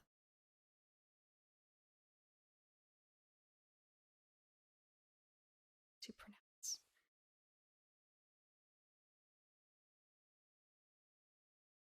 Just hope I'll remember this as well. To pronounce. But that's not the same. It's not the same.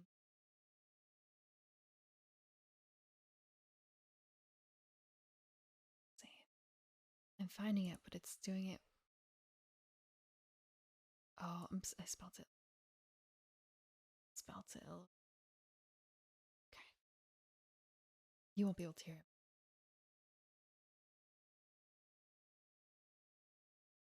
This is so long. So long.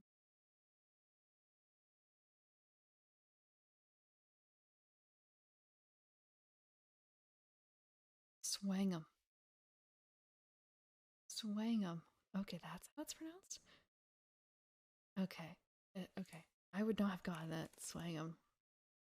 Okay, I'm gonna spell it out here so you know what I'm having difficulty with. I assure you, for someone without a background in most languages, I would not have gotten swangum out of that necessarily.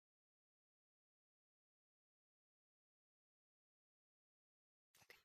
Monks are not proficient with any armor or shields. When wearing armor, using a shield, or carrying a medium or heavy load, a monk loses his AC bonus, as well as his fast movement and flurry of blows abilities. AC bonus, EX. When unarmored and unencumbered, the monk adds his wisdom bonus, if any, to his AC and to his CMD. CMD being combat maneuver defense, I believe? In addition, a monk gains a +1 bonus to AC and CMD at 4th level. This bonus increases by 1 for every 4 monk levels thereafter, up to a maximum of +5 at 20th level. These bonuses to AC apply even against touch attacks, or when the monk is flat-footed.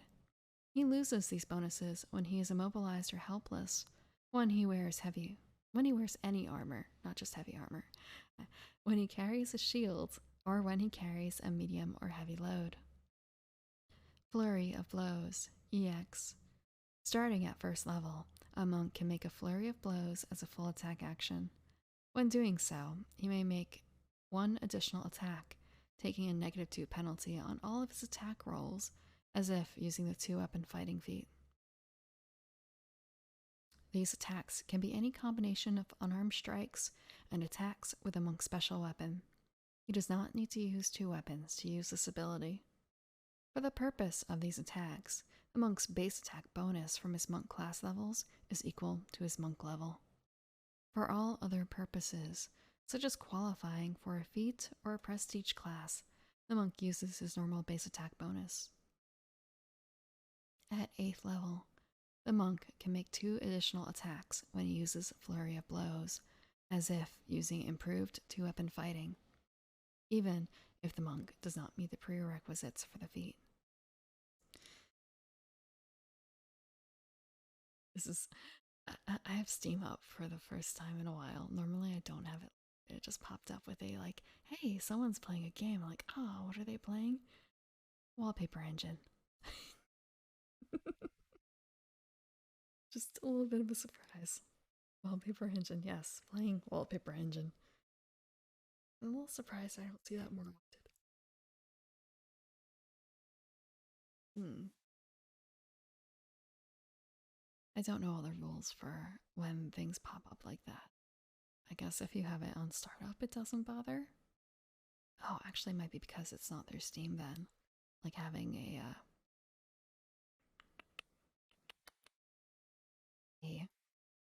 there are definitely ways that you can uh, run games and not have it reference Steam. That's how you should do it. VTube Studio, I think. Distracted myself.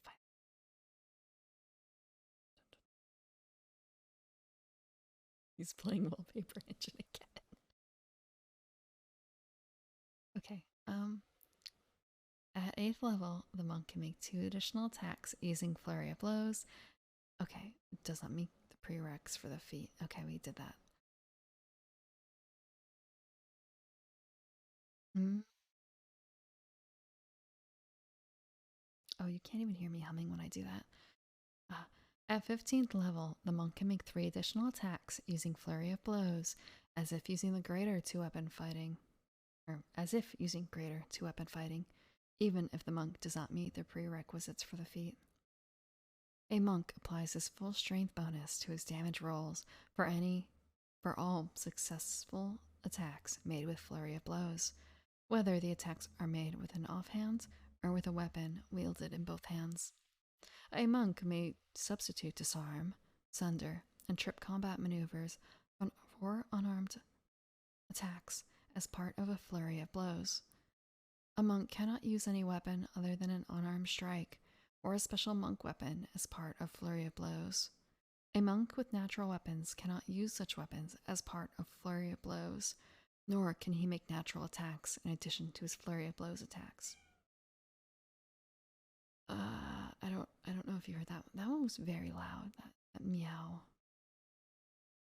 Unarmed Strike. At first level, a monk gains improved unarmed strike as a bonus feat. A monk's attacks may be made with fists, elbows, knees, and feet. This means that a monk may make unarmed strikes with his hands full. There is no such thing as an offhand attack for a monk striking unarmed. A monk may thus apply his full strength bonus on damage rolls for all his unarmed strikes. When I made a monk, well, I made 2 monks, I did way less with hands and more with body strikes and feet strikes. A little bit, if you've ever seen the references to the anime, Keijo. Not quite that, but closer in that vein. Closer in that vein. More like body strikes. Granted, one of them was often a bear when she was attacking, so things like that. Things like that. Okay, usually a monk's unarmed strike deals lethal damage, but he can choose to deal non-lethal damage instead with no penalty on his attack roll. He has the same choice to deal lethal or non-lethal damage while grappling. A monk's unarmed strike is treated as both a manufactured weapon and a natural weapon for the purpose of spells and effects that enhance or improve either manufactured weapons or natural weapons. A monk also deals more damage with his unarmed strikes than a normal person would, as shown above on Table Monk. The unarmed damage values listed on Table Monk is for medium monks. A small monk deals less damage than the amount given with their unarmed attacks, while a large monk deals more damage. See small or large monk unarmed damage on the table given below. Okay. Welcome back. So we have small or large monk unarmed damage. Level 1 through 3, damage for a small monk is 1d4. For the large monk, it is 1d8. 4th through 7th, the small monk does 1d6, and the large monk does 2d6.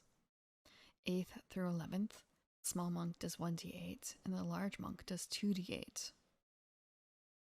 12th through 15th, the small monk does 1d10, and the large monk does 3d6. 16th through 19th, the small monk does 2d6, and the large monk does 3d8.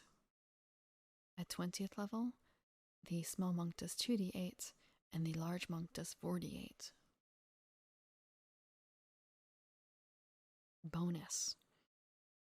At first level, second level, and every 4 levels thereafter, a monk may select a bonus feat. These feats must be taken from the following list: Catch off guard, combat reflexes, deflect arrows, dodge, improved grapple, scorpion style, and throw anything. At 6th level, the following feats are added to the list: Gorgon's Fist, improved bull rush, improved disarm, improved feint, improved trip, and mobility. At 10th level, the following feats are added to the list: improved critical, Medusa's Wrath, snatch arrows, and spring attack. A monk need not have any of the prerequisites normally required for these feats to select them. Stunning Fist, extraordinary ability.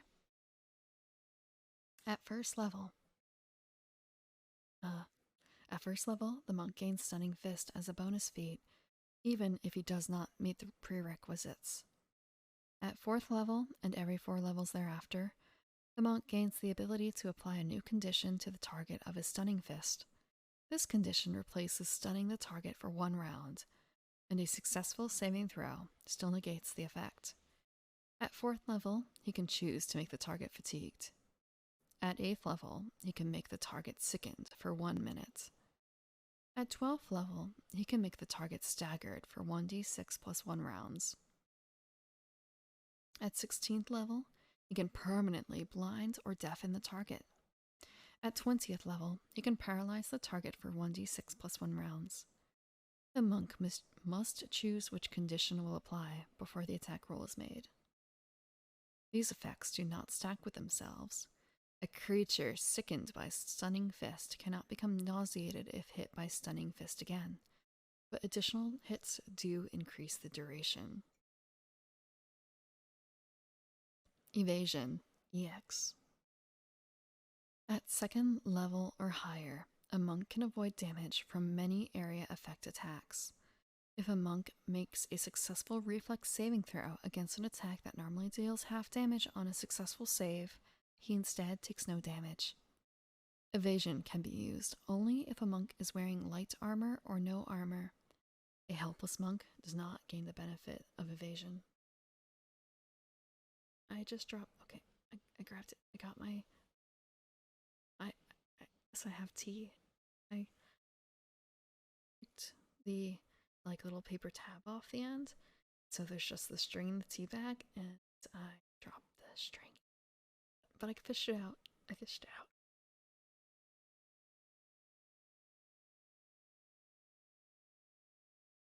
Okay. Fingers only slightly wet with stinky tea. Fast movement. Extraordinary ability. At 3rd level, a monk gains an enhancement bonus to his land speed, as shown on Table Monk. A monk in armor or carrying a medium or heavy load loses this extra speed.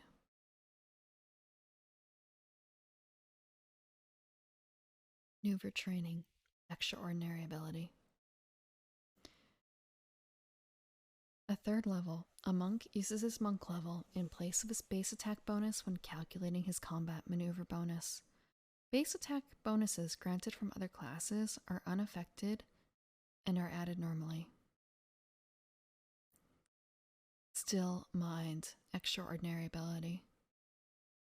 A monk of 3rd level or higher gains a +2 bonus on saving throws against enchantment spells and effects. Key Pool, supernatural ability.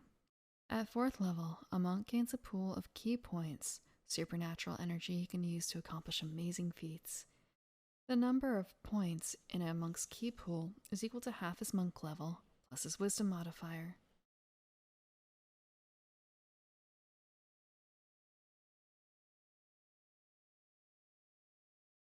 As long as he has at least 1 point in his key pool, he can make a key strike. At 4th level, Key Strike allows his unarmed attacks to be treated as magic weapons for the purpose of overcoming damage reduction. At 7th level, his unarmed attacks are also treated as cold iron and silver for the purpose of overcoming damage reduction.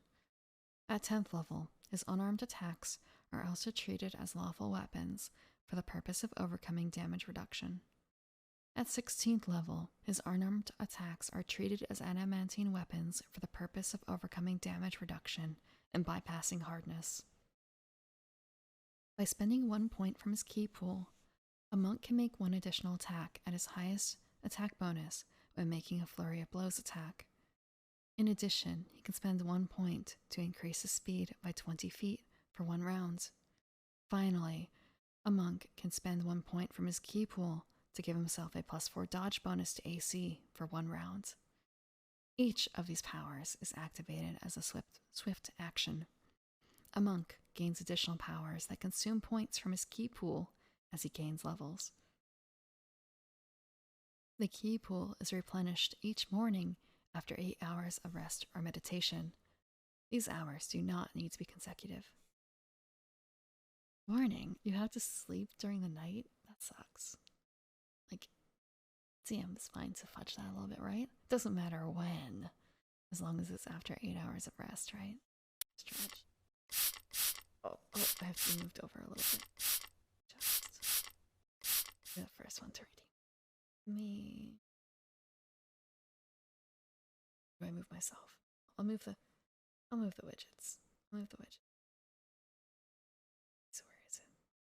Let's move this one. Oh, I actually can't move it over anymore. Okay, I have to move myself. I will be back. I will do the thing.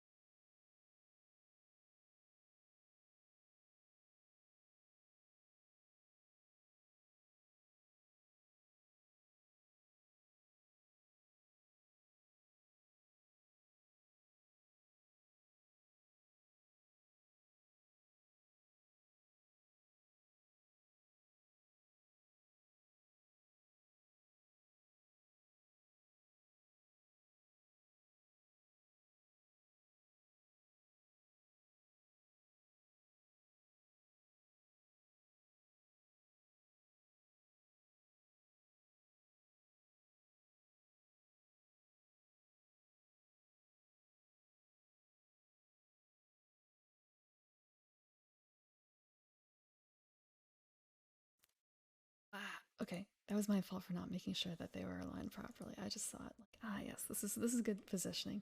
This is normal positioning. Not realizing that I am sitting like a foot or 2 over from where I should be. It's just 1 or 2 feet. That's all it takes. Fortunately.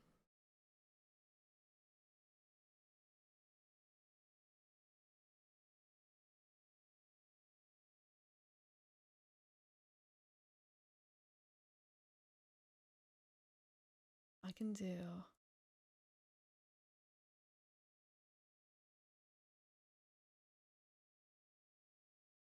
I'm gonna do the stretch because I can do the stretch. Stretch. Okay.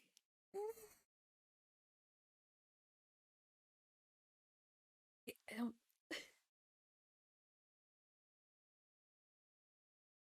Okay. Stretched. Mostly. I've been here for actually just on 2 hours. I had to get up a couple times in the beginning because of a cat or two. Two cats, really. But not so much for the past hour.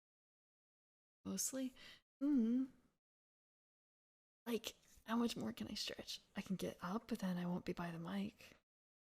How much can you stretch when you're still in your seat? If I get up, be noisy.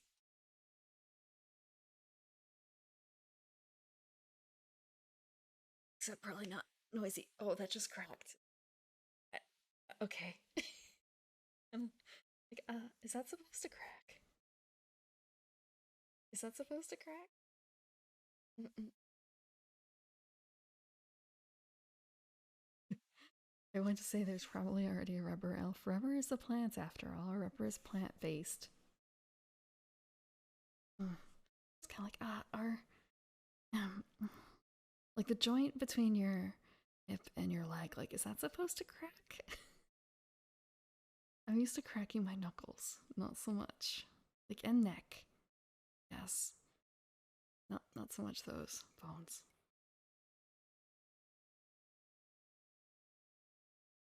So hello, remove. Hello, Gail. Mm-hmm. I refunded those so you can get them and they won't be like off model. Literally off model. You tried dancing and when you bent your knee, it cracked. Did you warm up? Did you warm up beforehand? Damn it, I still have to do my singing practice.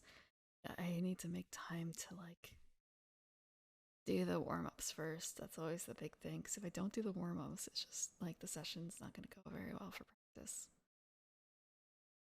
If it hurts immediately afterwards, it's not supposed to crack.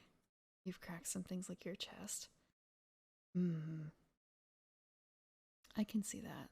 I think I've also done something kind of similar. Like, I remember waking up and thinking like, ah, this hurts really bad, my chest. What's wrong? And then like, I just need to like pop it or something. Not certain.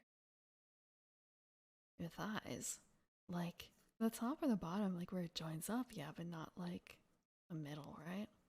That would be weird. That would be weird.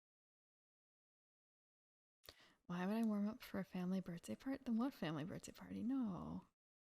There's no family birthday party coming up. No, no, no. Just practicing, regular practicing. Trying to practice. Singing, I would say singing regular songs, but if I said what I was practicing, I'd probably get a whole lot of like, what? I've never heard of that before. Why are you learning to sing that? Well, one of them is, I think, something people would recognize, but the other two, maybe not so much. Maybe not so much. Okay, where was I here? Was I here? This. Okay, I talked about the key pool and morning and how, like, wow, it doesn't have to be morning, does it? It doesn't have to be morning. I want to say, though, when it comes to family parties,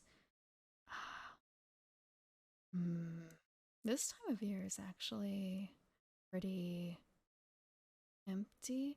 Although I shouldn't say that because Boy Cat's birthday was just in August. His birthday is Obon, roughly. And if I celebrate his foundling day as like a second birthday, then it's actually in another week or so, his foundling day. Every English song you sing is exactly like that. Very obscure. Mm. One of the songs I picked is obscure, I suppose, in English, but it has a Japanese version that came first. Another one is a common, well, not common English song, but like you guys have heard it. You've surely heard it before, and it's English.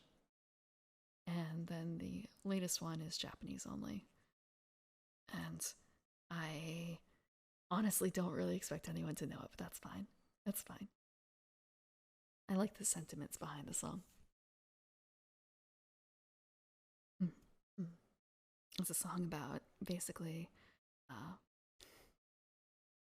an elf dancing in the woods, uh, barefoot under the sun. It would be better if it were under the moon, but beggars can't be choosers. Beggars cannot be choosers.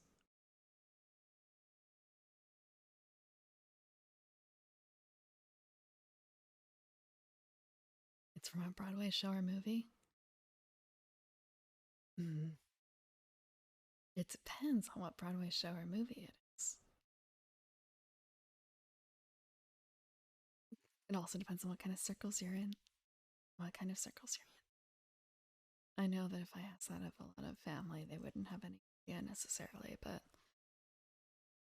then again, I'm not particularly well versed in a lot of those popular things anyway. Like, if you played a song from Hamilton at me, I wouldn't recognize it. I know what Hamilton is, and I've listened to like a tiny bit of it, but I don't know much else about it.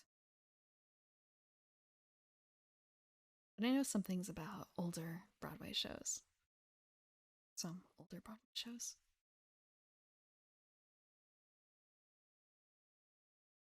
Circles where no one watches Broadway. Mm-hmm. It's fair. A lot of the people that I know from previous times would know Broadway, actually. But there's a game where you have to basically you pick a word like love or something like that, and you're supposed to come up with as many examples from songs as you know of that use that word. And my friends are really good at that. Good at that. But part of it might be just the choices of words chosen and the music choices that they know jive really well together. Because one of them focuses on country music, and I feel like a lot of the basic words come up there repeatedly in different songs. Versus like, ah, oh, I'm here and everything's in Japanese. I can't name them. I can't name them. And I can't quote the lyrics necessarily because they're Japanese. But they might have like a standout word or two in English, but if I can't say the rest of it, it doesn't count. Drive? Yeah, that would be a really good one for the country music fan. There'd be a lot of driving. For instance, the only, like, if you use drive as a word and not allowing verbs like driving or conjugations, because only thing I can think of right now for drive would be like, driving through the night. Da, da, da. Okay, it devolves into Japanese and I don't know the Japanese. Uh, it is driving through. No, it's not driving through the night. What is it? It's a move song that they use as an opening or ending for uh, either Ikitosen or from Initial D. And I think it might be Ikitosen. Driving to get out of this town. Now I want to know about the move song. It's like Eurobeat. The night. Driving through the night. Shit.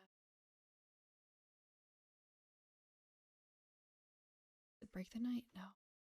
Driving through the night. I am shaking something. Just look it up here. Look it up here instead. The Hanabi. Um, so you're going to watch the flowers, huh? You're going to watch the flowers then. Okay, song name. Just driving through.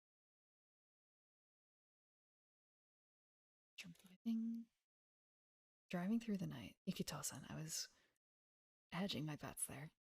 I thought it was Ikitosen, but it could also have been Initial D. Driving through the night, I'm shaking like a party high. Something like that. Works? Oh, fireworks. Ah, okay, that's why. See, I. Oops. There's a flower in there. Flower is the first character, isn't it? Flower is the first character. Yeah, my Japanese is not very good. Or I used to be a little better. I was trying to.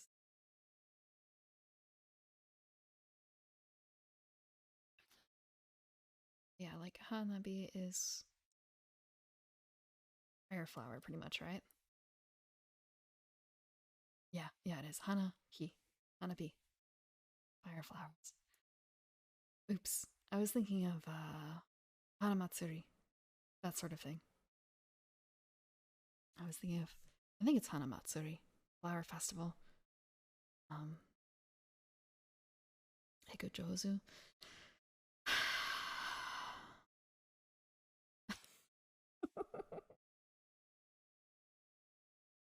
Yeah, yeah, そうじゃないよ.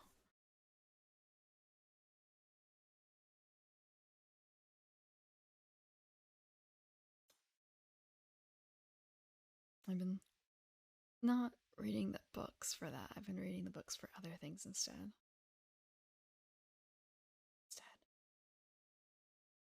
Okay, I was reading about them. I don't speak a whole, honestly, for the head pet. I I took a I studied it for a year or so. And I have been to Japan, and I picked up studying once more so I could try and not completely fail when I'm there. I love Code Glitch. Welcome. I am not in Germany though, but I understand that you are. Mm. I've met a few Germans online before. I don't know. I know very, very little German. The Japanese. So I'm trying to think of how far I got into it. There were two different books, right, for studying that were used. And so there's Genki and something else, Nakama, I think. And I think I learned from Nakama. So, like, I can't recognize, I know about different verb types, and I know e-verbs and non-verbs, uh, and non-verbs, verbs, adjectives, a little bit on the politeness levels, but not enough to, like, I obviously shouldn't deviate from the standard. Uh, and I can read some kanji, but not a huge amount. But some words elude me. Like, you'll often hear me thinking about words in English. I can't quite remember them off the top of my head. Japanese is going to be like 3 times as bad, if not 4 times as bad. Trying to remember words. And Japanese is not the only language that I have formally learned, and that kind of sometimes messes with me too. Not that I remember a whole lot from the other language as well, but sometimes I'm thinking of like how to say something very basic, and instead of jumping, I'm trying to think of how to say it in Japanese, and immediately instead my mind picks up the other language, and it's just kind of a no. I know that's not Japanese. It's not English either. It's the third or fourth language. It's no good. It's not for this purpose. You made a character for 2E Pathfinder? How did that go? I've never made a character for 2E. I've only made a character for 1E. And I don't know anything about the rules for Pathfinder 2E except for the fact that they went with ancestry. Uh I don't remember what that means exactly, but like they were kind of pulling apart, I guess, the whole um like what you look like versus what your abilities are from how you were raised earlier than 5e did.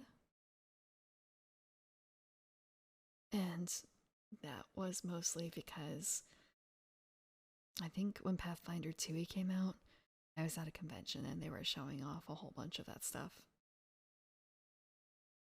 But but I didn't want to take the time to sit down and learn at the time. There were board games to play, you must understand. There were a whole lot of board games to play. You stopped studying Serbian for 5 months and got back into it. It is quite painful, but I want to say it does get easier. The more, like, I want to say it's a little bit like riding a bicycle. You don't forget. Like, hopefully, you haven't forgotten to ride a bicycle. Hopefully, you know how to ride a bicycle, right? And there's some things in Japanese that I won't forget. Like, ah, okay. I may have forgotten how to write like a lot of katakana and hiragana, but when I'm reading it, I do a pretty okay job at parsing it the first time. I do a pretty decent job, even though I haven't practiced it in a long while. I usually get the gist of it.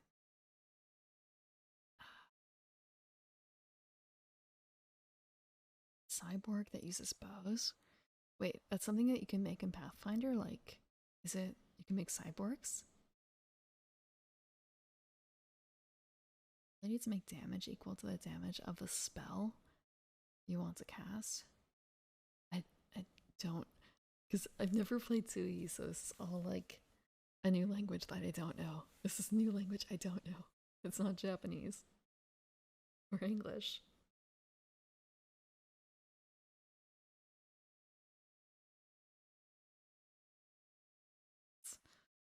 Before the discussion, I was talking about, I was reading from Pathfinder, one ebook, the monk abilities, their features, their class features. You use your legs every day. You don't say, I don't know what that word is. I'm not even going to try and pronounce it. But cycling is not quite the same, though. Cycling is not quite the same as like you're moving your legs, yeah, but it's a different motion when you're cycling. Same thing, like you're using your mouth every day to speak, but you're not speaking Serbian. Starfinder, Pathfinder. Oh, yeah, Starfinder. I forgot about that a little bit. Okay. Okay, that makes sense. If they're made to be not interchangeable, but if they're made to be able to interplay with each other, I could get that. Like, does it work okay, or does it work a little funny, as in, like, like trying to combine some of the old like White Wolf properties, where like, yeah, you can totally have a vampire in your werewolf game.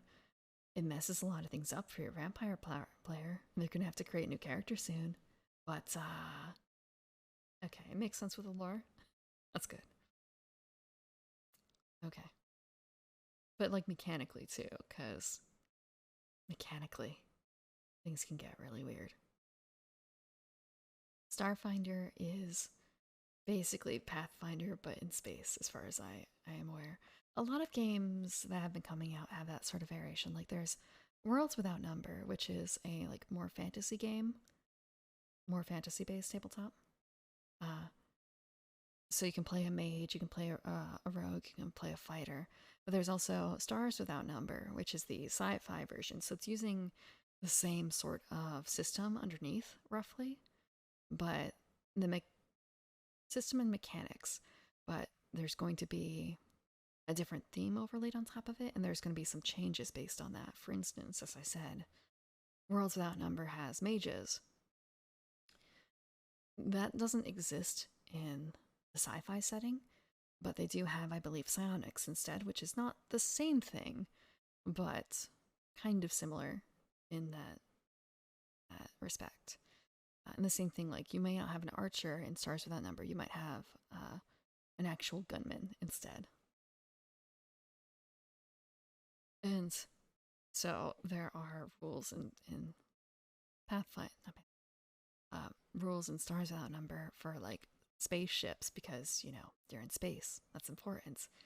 Those do not exist in Worlds Without Number. Instead, you might get information on porters and on donkeys and carts. And you're not about to start like donkey and cart battles. But those the ship attack rules are going to exist in Stars Without Number. Starfinder crosses stars. It's players. Crossing stars, yes, in Starfinder would be more so the thing to do, but not Starcross players. Although, I mean, you could put a Romeo and Juliet sort of game or plot into anything, can't you? Uh, I would say anything, and then thinking about like, would that work in like some 40k series? I don't know. I don't. I've never played 40k. I've only seen some other people play it, I suppose. But knowing what I know about the world, it's kind of a. It's not exactly one for putting romance plots in there, right?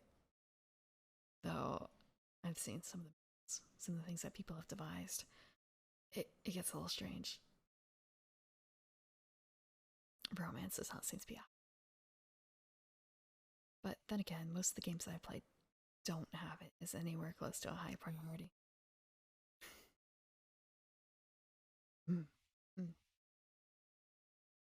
Okay, so the monk. We were doing slow fall. We were doing slow fall. You can play D&D with 2 players, but it is a little bit awkward. Oh, but okay, I was thinking more like it's a duo, like GM and player. 2 players and a GM isn't so bad. You just have to be really tight about it. Mm, mm. And things will have to be scaled. It's not the worst. And there's also the possibility of playing 2 characters each. That is something that would work out, depending on scale.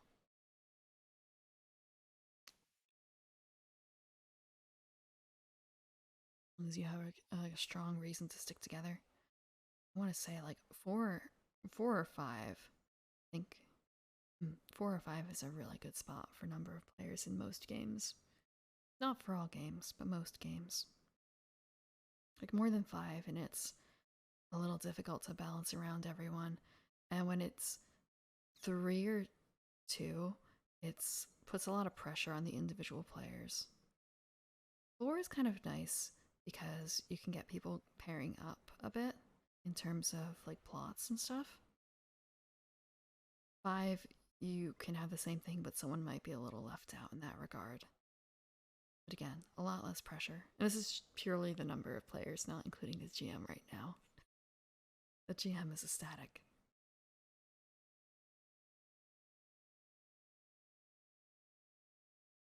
Speed of level 3.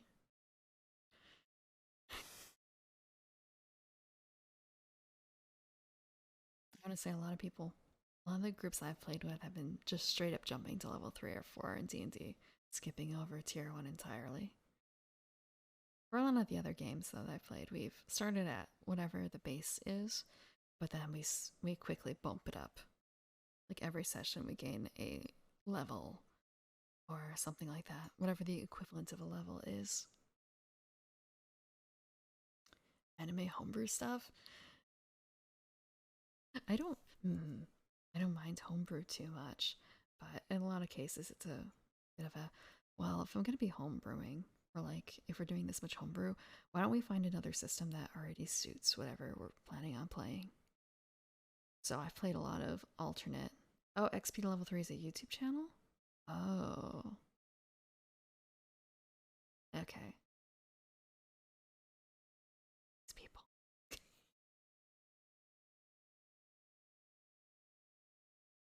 I've never heard them. I'll have to take. My YouTube is not full of tabletop stuff quite so much. It's full of other things. Mm. Okay, slow fall. Extraordinary ability for the monk. At 4th level or higher, a monk within arm's reach of a wall can use it to slow his descent. When first gaining this ability, he takes damage as if the fall were 20 feet shorter than it actually is. The monk's ability to slow his fall, that is, reduce the effective distance of the fall when next to a wall, improves with his monk level.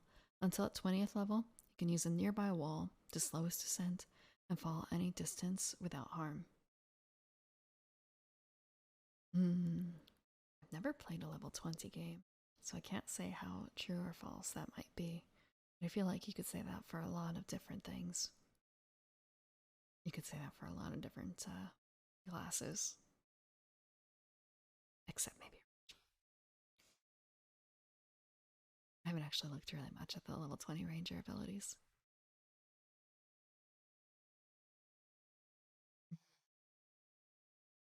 Huh.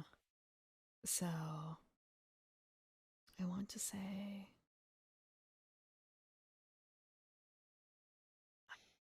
a campaign. So, does he have a whole bunch of other players as well, and then the chat character, and that's it?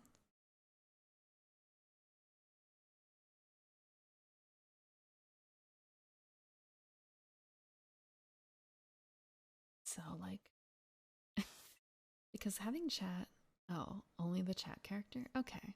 I have seen another streamer who has a lot of like chat generated characters. Um, and I would like to run something like that, but I have to figure out the mechanics for it first. Having like a chat controlled character. Because there are some that are actually made for there's one system in particular that would be like perfect for that. But mechanically with chat it might be a little difficult. Mechanically. Say what it is, but I'm actually trying to see if maybe I can get something together for Halloween for it. And it would ruin the surprise.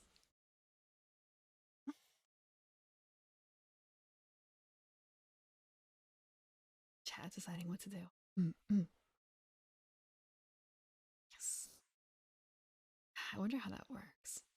Like just grabbing out from your chat things and then putting up a poll, I wonder, for like, okay, do people actually want to do this? Or they prefer to do something else?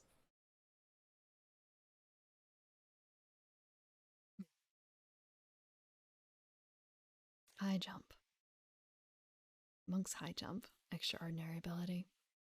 At 5th level, a monk adds his level to all acrobatics checks made to jump, both for vertical jumps and horizontal jumps. In addition, he always counts as having a running start when making jump checks using acrobatics. By spending 1 point from his key pool as a swift action, a monk gains a +20 bonus on acrobatics checks made to jump for 1 round.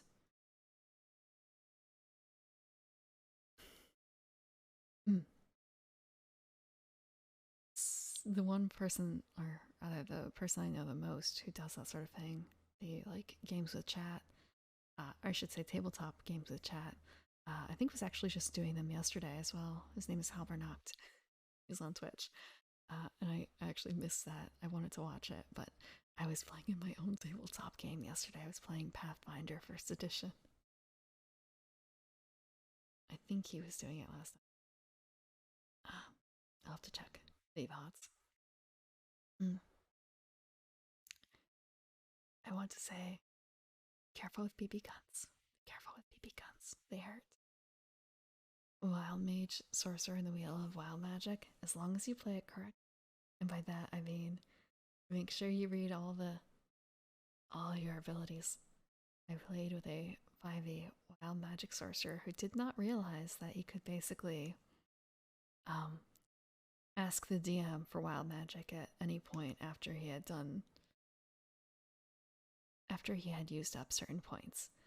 He did not know that. So he only knew, yeah, he did not know about that. He didn't read it. So he only was relying on the roll a 1, and he never rolled a 1 in like 3 years. Until I played a game with a different group of people who were playing with the actual rules. It's just like, hey, wow, you've been really lucky. You've been getting a lot of WoW magic. I'm like, yeah, I've been doing the tides of chaos. It's kind of like a wait, what? We gotta tell this to the other DM and the other player. And I guess it was also because we have been playing since 5e came out roughly. Like, I don't think there were that many additional books out. So, uh, mm, we had been busy reading other things and not like rereading the new stuff or old stuff. upgrade your stats? Wait, what? You can do that?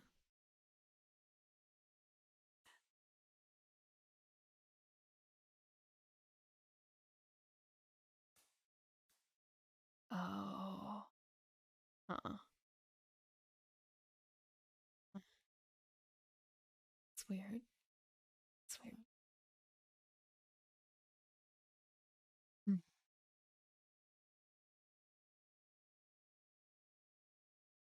So it doesn't appear automatically or rather like immediately. It's delayed a little bit. I want to say, at least when our wild mage played, he was very lucky for the most part on his rolls. And because he had basically been like giving himself disadvantage all this time, the DM was very kind when he eventually did get to do the wild magic rolls. And by kind, I mean like uh, slightly like choosing the more favorable interpretations of things. Like there's one wild magic section where it is like you gain hit points every turn, and our wild sorcerer was knocked out during that time frame. But because of that one wild magic he had on him, like it's not the DM was just kind of like, yep, you can keep on springing back up like a daisy, a daisy through the snow.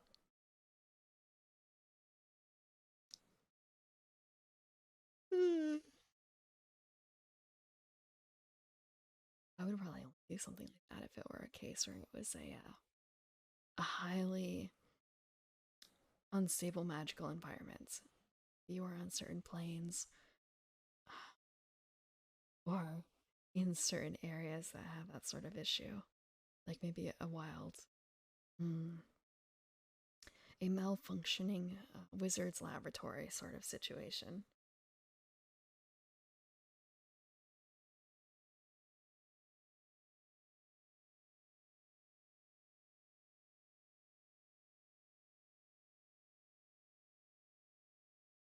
High jump, extraordinary ability.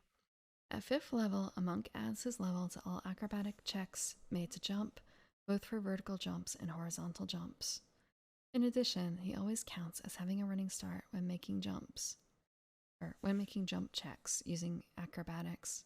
By spending 1 point from his key pool as a swift action, a monk gains a plus 20 bonus on acrobatics checks made to jump for 1 round.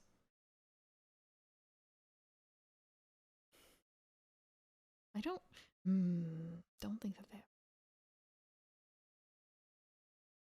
Worst thing that happens when you're currently alone. Yeah, that would really suck.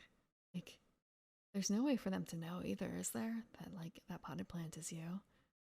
Would you really just be truly stuck there until like maybe another wild magic surge fireballs you? It's like, yeah, that would really, really, really, really suck. I think if there isn't really anything to be gained by like random wild magic like that.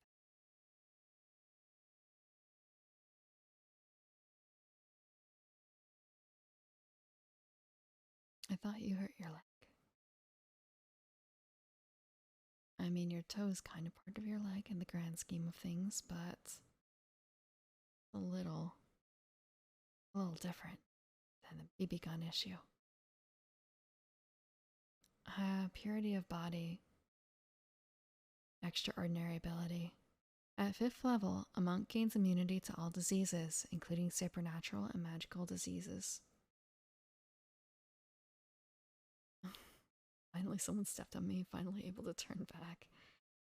If you want to say, like, who's going to be stepping on a potted plant, like indoors or something like that? Like, no.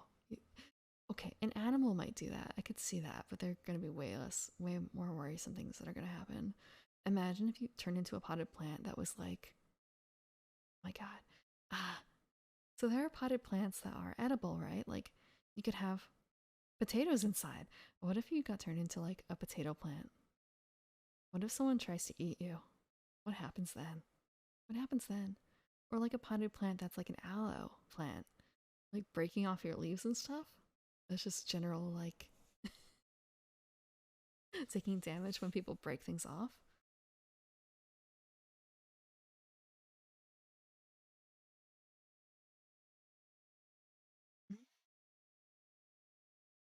I mean, there are some races actually that get you.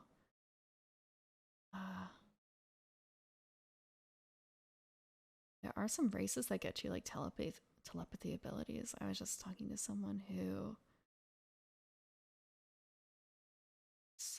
who um is going to be playing a three creen. I think that's how it's pronounced uh for a playtest actually. And they're a bard. They can't speak because the only thing they can speak with their like mandibles, I guess, is their native language. But they have four arms, so they can be a one man band otherwise. Except they can't like do anything with their mouth because they can't like blow a horn because no lips. But they could also theoretically telepath to people, but they can only telepath to one person at a time. So, mm,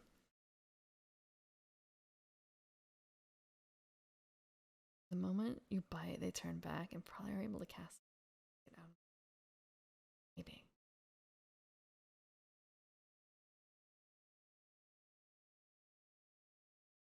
I suppose it counts as like when does the damage actually happen?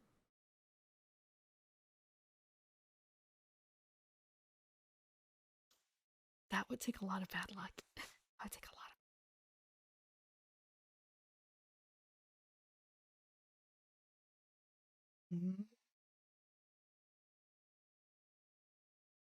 A unicorn appears. Is that a bad thing though? I mean, I know that unicorns can be a bad thing depending on the party. I distinctly remember having an issue in my 3.5 game where we were going to have someone join who was going to be a unicorn. What do you mean, bonk? Oh, you're bunking chat? Okay. I'm assuming you're bunking chat. Um, but unicorn. So in 3.5, a unicorn like automatically puts out an aura that will like push away or cause damage to certain kinds of evil creatures. And the problem was that I was a fiend binder who literally had like uh, a fiend around me all the time. Literally, I could not let them beyond like 1 or 2 miles from my position, otherwise I would lose control of them.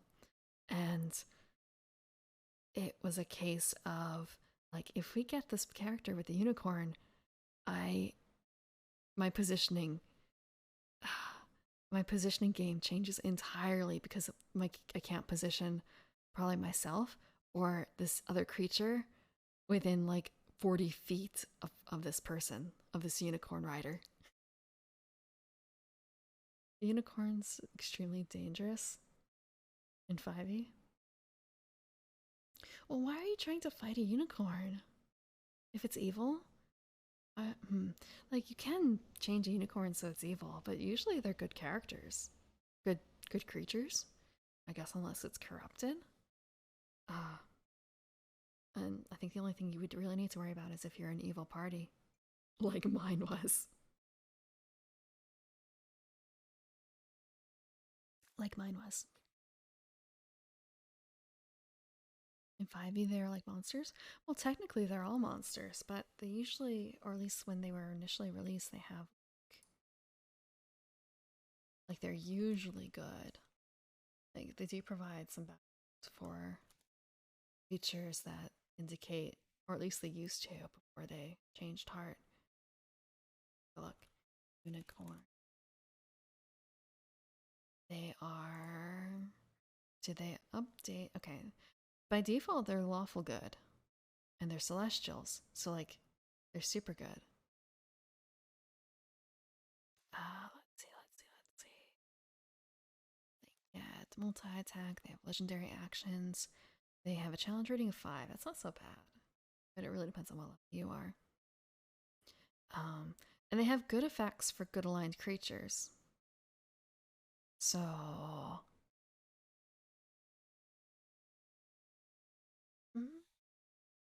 I mean, that really depends on how you play them out. It really depends on how you play them out. There is the case of like, okay, so here's a section from the basic rules, the Blessed Mounts section for a unicorn. Blessed Mounts. When darkness and evil threaten to overwhelm the mortal world, the gods sometimes see fit to pair a unicorn mount with a champion. A paladin astride a unicorn is a sign of the gods' direct intervention in the affairs of the mortal realm. If a holy alliance made to cleave the heads from demons, or it is a holy alliance made to cleave the heads from demons and banish devils back to the nine hells.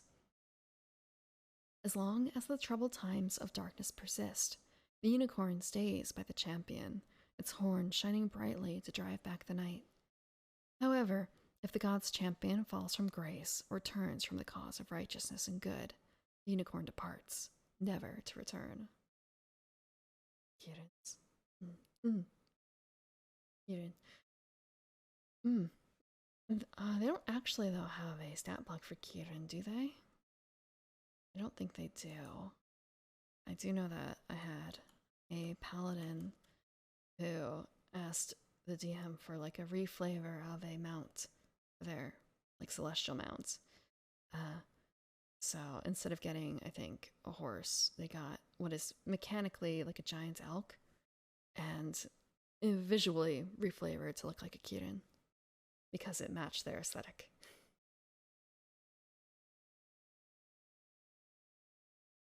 So like no special like Kirin ability. It's just yes, is a kind of a horse dragony looking thing with horns. And by horns I mean like deer horns. Mm, mm. They got a Kirin horn. I want to say, do they shed horns or do they just? Or is it more like a goat horn? I guess, where it's all together. I'm going to guess it was a shed horn.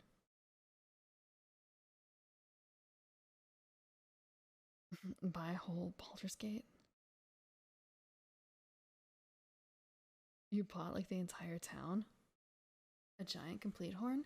Yeah. So I mean, like when you shed, when they oh maybe I should say antler instead.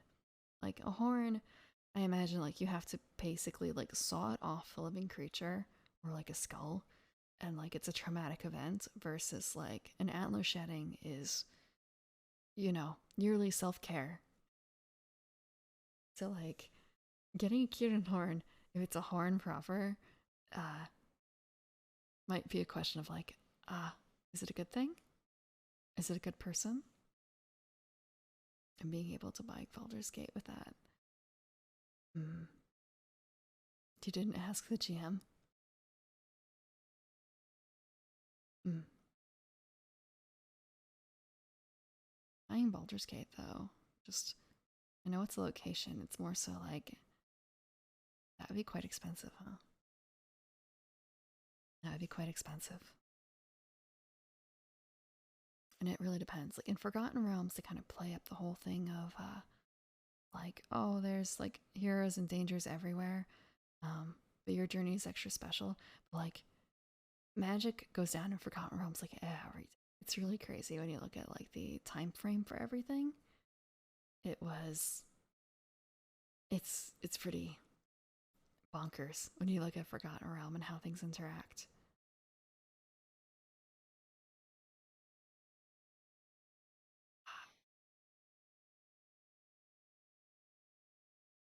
That makes it sound like the world's a bit cheap.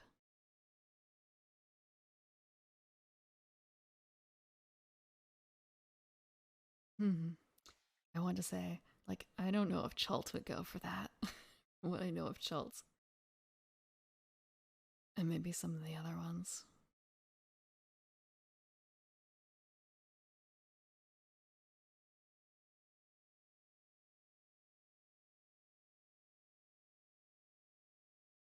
Okay, so purity of body is next. No, I got that. Wholeness of body is supernatural. At 7th level or higher, a monk can heal his own wounds as a standard action. He can heal a number of hit points of damage equal to his monk level by using 2 points from his ki pool. Improved evasion, EX. At ninth level, a monk's evasion ability improves. He still takes no damage on a successful reflex saving throw against attacks, but henceforth he takes only half damage on a failed save. A helpless monk does not gain the benefit of improved evasion. Diamond Body. Okay, this was the one I was curious about, like Diamond Body and Diamond Soul. Diamond Body. Supernatural ability. At 11th level, a monk gains immunity to poisons of all kinds.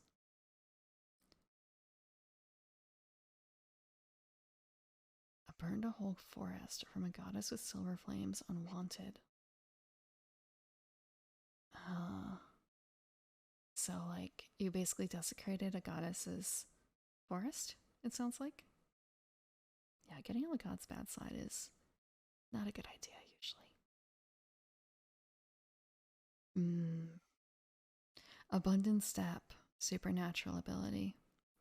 At 12th level or higher, a monk can slip magically between spaces as if using the spell Dimension Door. Using this ability is a move action that consumes 2 points from his key pool. His caster level for this effect is equal to his monk level.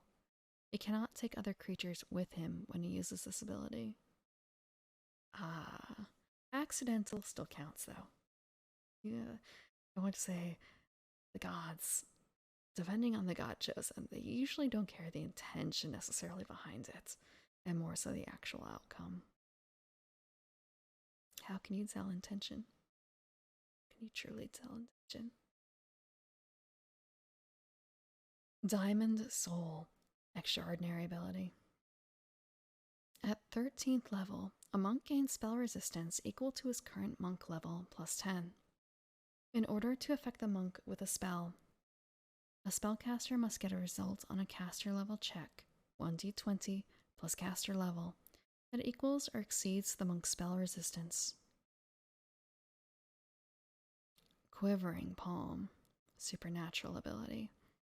Starting at 15th level, a monk can set up vibrations within the body of another creature that can thereafter be fatal if the monk so desires.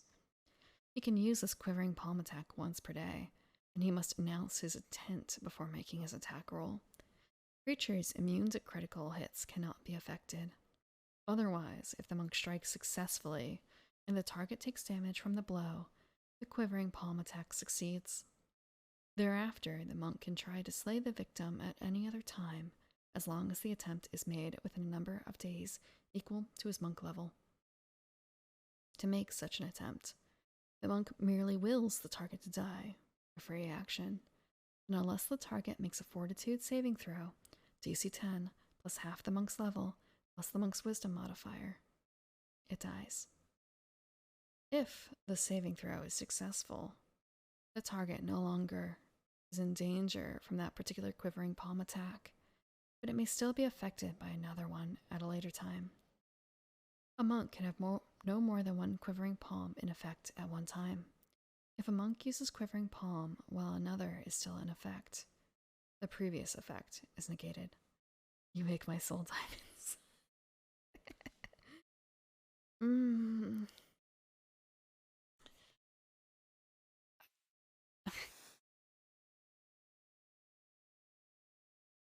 It's kind of like, no, this doesn't work that way if you flip it like, baby, I must be a 13th level monk because you make my soul diamond.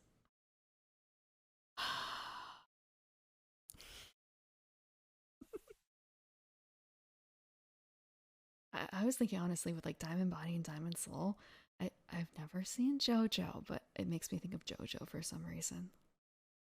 Is that a thing in there? Is there a song based on that?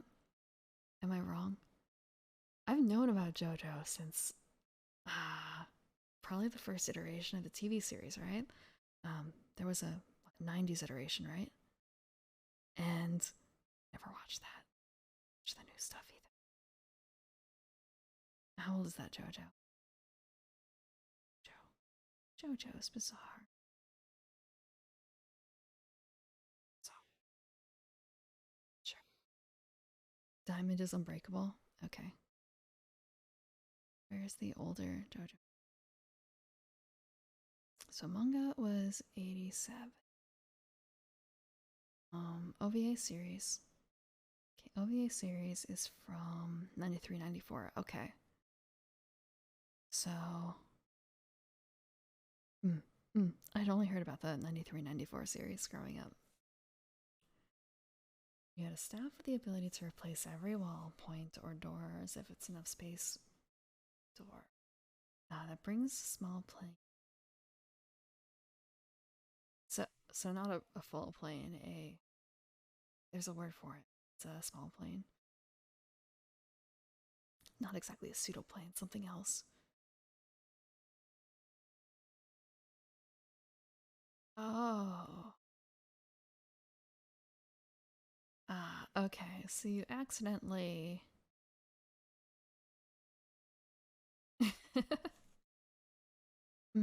Okay. I want to say you fucked around and you found out. That's what you did. Okay. You stand a shining diamond. Okay. Otherwise, when I think of diamond, I think of there are some sword sage scales that are diamond based. Like that is closer to this. But JoJo first. JoJo first. Licking walls in the dungeon to find secret paths. I want to say. It depends on what type of character you're playing, right? But licking seems like maybe not the smartest part. It has to be more than just cold. It has to be freezing. Merely being cold is not enough to get it stuck. But yeah, don't do that in a cold, or I shouldn't say cold, Arctic. Do not do it in an Arctic dungeon. I want to say, like, licking cold rocks is also not very fun. Licking cold rocks is not quite the same as licking the cold metal. Um, it's like because the rock, at least the rock in my case, was more porous. So like it's still kind of sticky, but not quite as sticky as metal.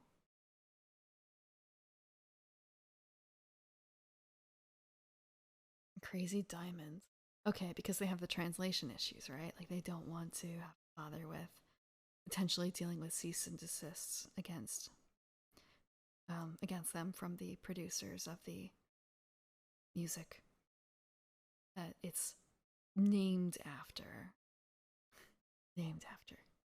Inspired by, but not exactly.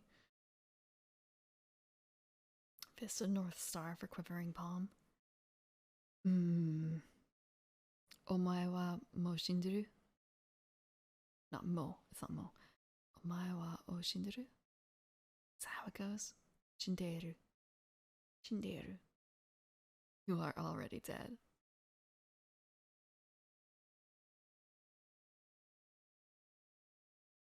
The lamest part of the English dub. Is it? I've if I've seen Fist of North Star, I've only seen the first 2 or 4 episodes. I never really watched any more than that. Shinderu. Shinderu. I can't get quite deep enough. Omae wa mo shinderu. Okay. Shinderu. Yes, yes, yes, yes, yes.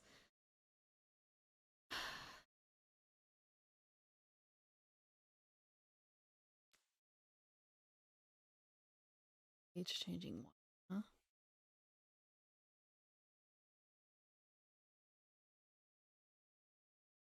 Doru. This Doru Doru. Biafra. This more chaos magic stuff.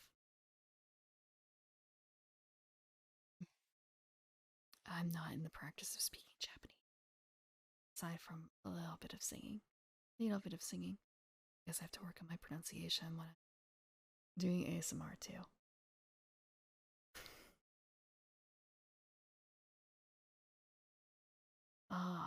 Okay. Yeah. I have not seen any JoJo.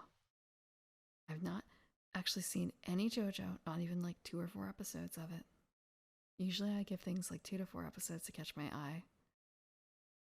But I never even gave it that much. Wait, I thought you were kidding with Vanilla Ice. Like, there's actually a character named Vanilla Ice with a stand called Cream. You're not joking with that? Okay. I mean, I can see why maybe they don't want to try and bother with getting the affirmations for that. That might be difficult. That might be difficult. Okay. Like, I feel like the JoJo that I heard about was weird, but not necessarily this weird. I don't know when it got this weird.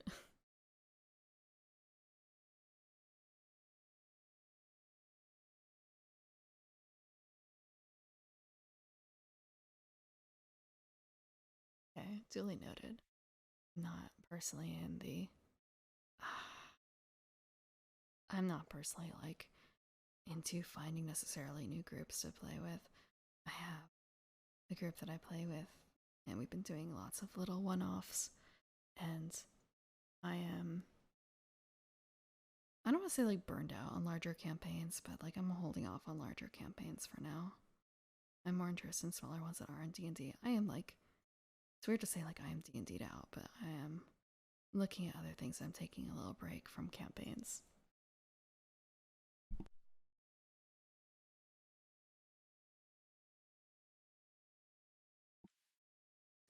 Uh, it's also finding time as a streamer to like do campaigns or even one shots. Like, I had a game of Scion that was running, and it started in June, and it was only supposed to be like 4 sessions, but us players being players, we dragged it out to longer, and we just finished between like various cancellations and scheduling issues, and us accidentally dragging the campaign out. We just finished it last night in October for what was supposed to be a small campaign. So like, mm, mm, drown the rose. Okay. Thank you for the follow, Glitch, Code Glitch, and also thank you for the follow, Broken Butter. I only have water now. I'm out of tea. I drink water.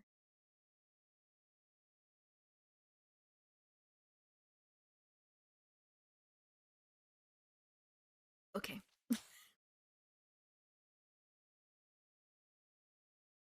Part 2 is wild. Okay. Mm.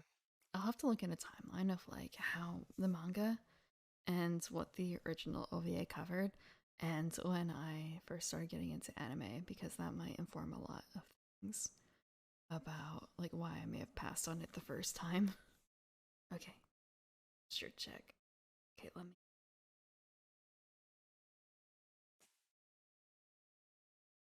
Okay, that was a bonk.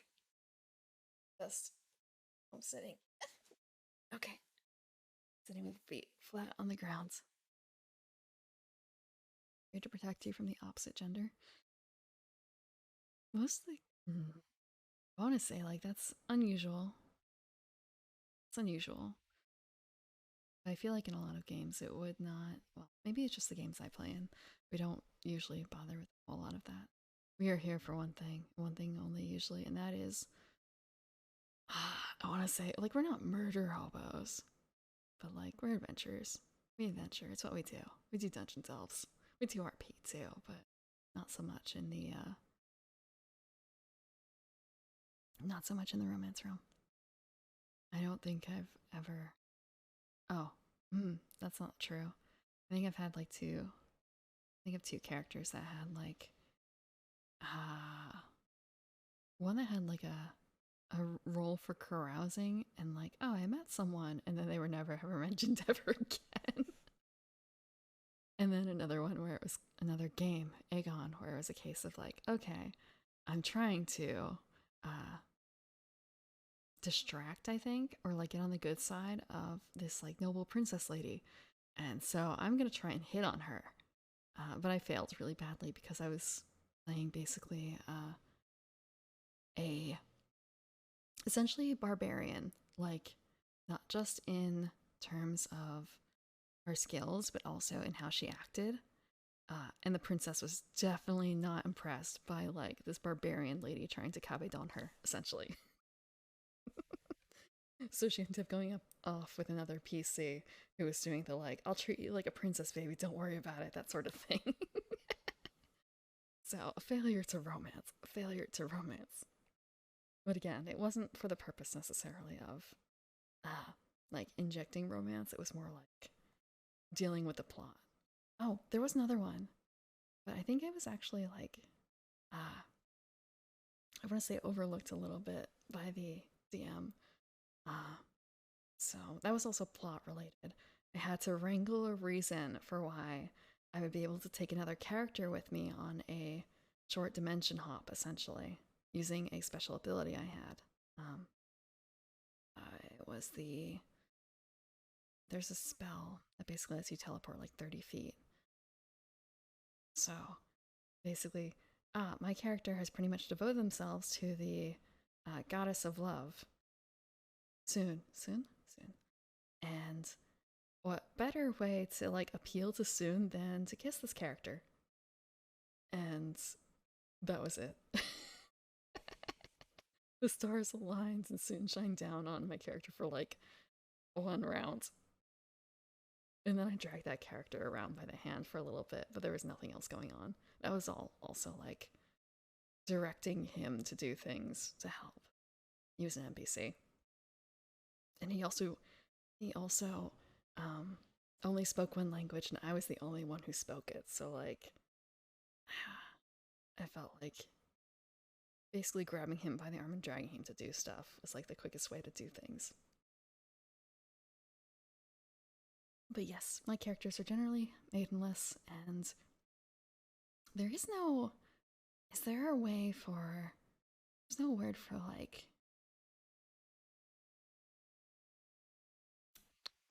like a masculine word for maidenless, right? Like it feels weird to say like boyless because it's not a boy.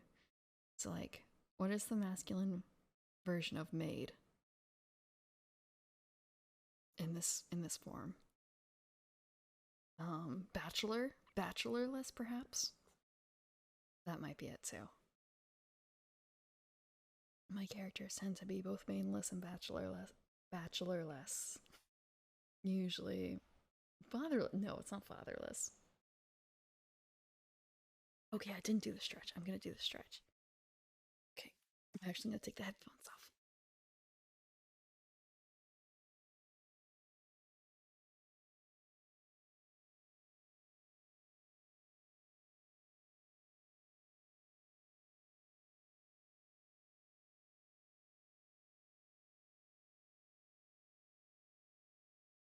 Blah. Okay, stretch. It feels a little light from that. Thank you for the head pat too. Yeah, no, it's not fatherless. It's not fatherless.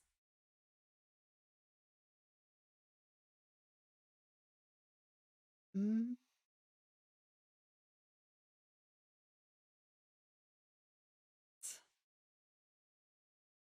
I'm probably actually forgetting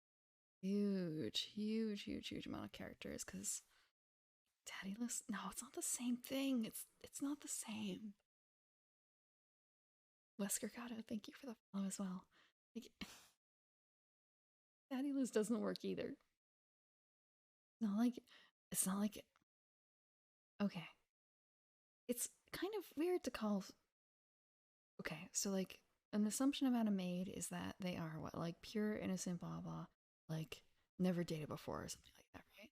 Or is it are we just using it as like um as in someone who doesn't have any girls like regardless of their implied qualities. So like a maiden is not like a daddy. That's like the opposite of a daddy. Sort of. Not exactly the opposite, but like kind of close. They're on different ends of the spectrum. And bachelor also kind of implies a certain amount of like, I guess, rakish qualities that would not be implied by like a maiden. But I honestly can't think of another word for it.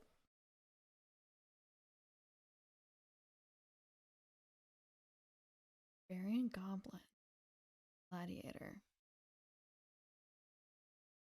The coconut song? Do you mean the I have a lovely bunch of coconuts? Diddly diddly. So she Pied Piper them. I've seen that happen before as well. No, there's a different coconut song. Don't know any other coconuts. But endless, fatherless, daddyless, bachelorless. There has to be a catchier word for that. There has to be a catchier word. But yeah, I've played a couple dozen different characters, so I can't quite remember like romantic possible escapades of a whole bunch of them. It's a lot of characters to parse through. This is kind of like, oh wait, maybe this game, maybe. Ah, mm. Like I did have one character who actually left behind. Well, that was a one night stand, and that was all background information, so it didn't really matter. I had one character who was basically a uh, who had basically been a young mother.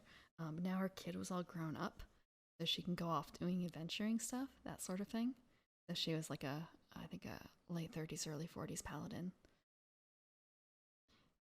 And the theory there was that, like, oh well, because of the way that the game is formatted, if she dies, I'll bring her son in. Her son will be like a rogue or something like that. Maybe a warlock, who knows? And like, the relationship didn't really matter. Oh, I should talk a little louder. I should talk a little louder. A one night stand. Yeah, yeah. She had a fondness for drink, and she she slept around that one night and had a kid out of it. That was that. It didn't really matter. All that mattered was that she was a motherly sort with a desire to protect others. And that was her theme.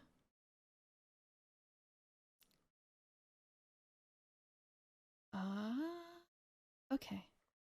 Okay, I think people have talked about that coconut song before, and I didn't know. I didn't know it then, and I don't know it now. I just need to talk louder in general, I think, or talk closer to the mic. Okay. Mm. Mm. Or I can turn up the volume on the game, but I think that might not have quite the right, not quite the right feeling to it.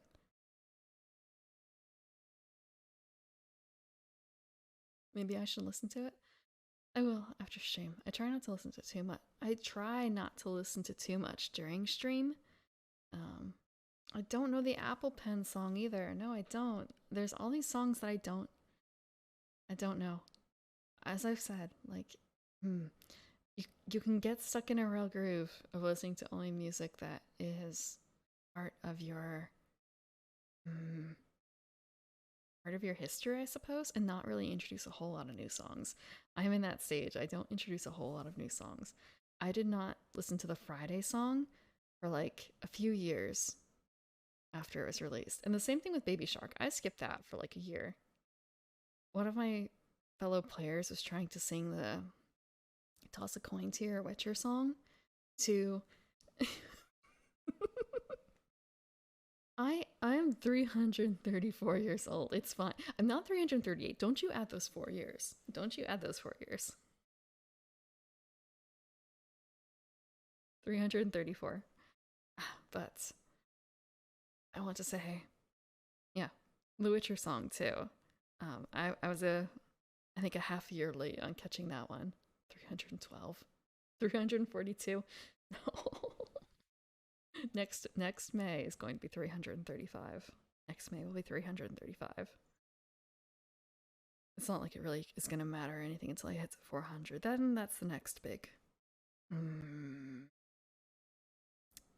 milestone I suppose to celebrate. Like, why bother celebrating the decades passing, really?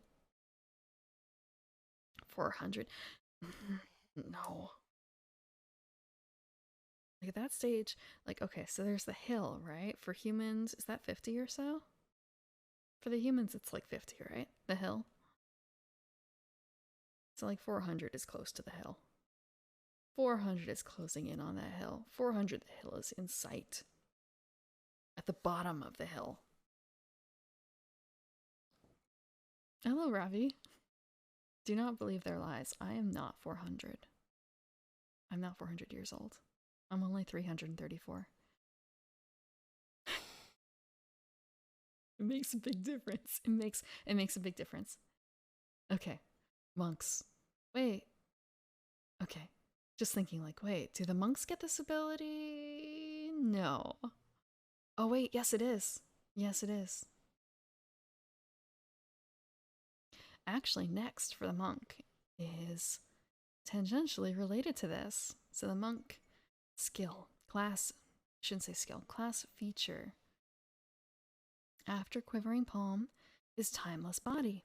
It's an extraordinary ability. At 17th level, a monk no longer takes penalties to his ability scores for aging and cannot be magically aged.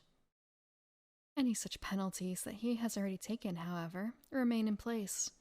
Age bonuses still accrue, and the monk still dies of old age when his time is up. Thank you for the water. I will drink more water.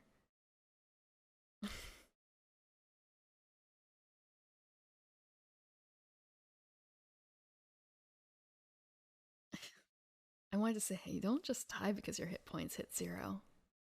You can die of old age. That is valid. People do it. People do it all the time, don't they? Or rather, internal injuries can still hurt you. Internal injuries. Your body can hurt itself. Okay. Tongue of the Sun and Moon.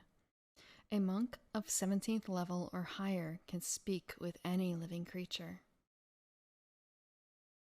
Empty Body. Supernatural ability. At 19th level, a monk gains the ability to assume an ethereal state for 1 minute, as though using the spell Etherealness. Using this ability is a move action that consumes 3 points from his ki pool. This ability only affects the monk and cannot be used to make other creatures ethereal.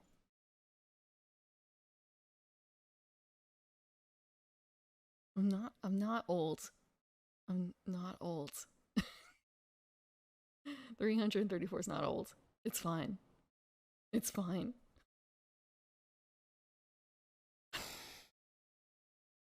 I want to say, when you get older, you'll look back and think, ah, I was so young then. But at the same time, like, not 400. I'm not 400 years old. Like, when you're human in your 20s, right? Or like 18. You're human, you're 18. Like, you're 26. You're old, you have everything figured out, right? And then you're in your 30s or something like that, and you're looking back at like your when you were 18, you're like, God, I was such a dumbass. And then, like, did I really have things figured out at 26? Like, maybe, kind of. I was along that path, but not fully. And, I'm sure it will be even more like that in the future. When I'm in my 400s, I'll look back at my 300s and laugh.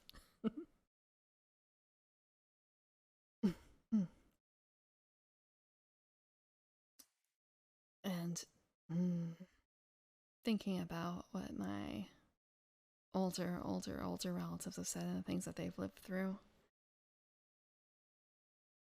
There are things to miss about all the stages of age, I suppose, but after I think like the 700s and the 800s, if you make it there, those are like really, really rough.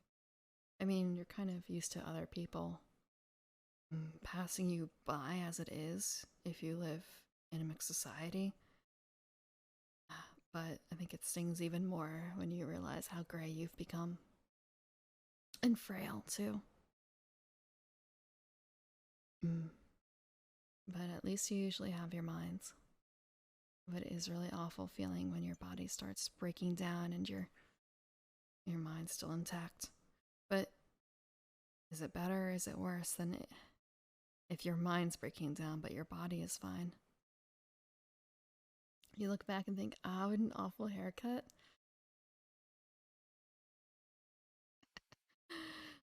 I want to say keep the same haircut. Why does it need to change? Unless you're relying on the styles of the ages. You've seen the ramen noodle hair of the, what is it, 2010s? Did you see the, I guess, flame tips of the, is it flame tips? It might be flame tips of like the late 90s, early 2000s. There have been a lot of awful haircuts, but there are some that are pretty timeless. You know what is timeless? Remove bald head. Bald head is timeless. Hmm. Hmm. Ah. Okay. Empty body, the monk's supernatural ability, or supernatural feature. At 19th level, a monk gains the ability to assume an ethereal state for 1 minute as though using the spell Etherealness.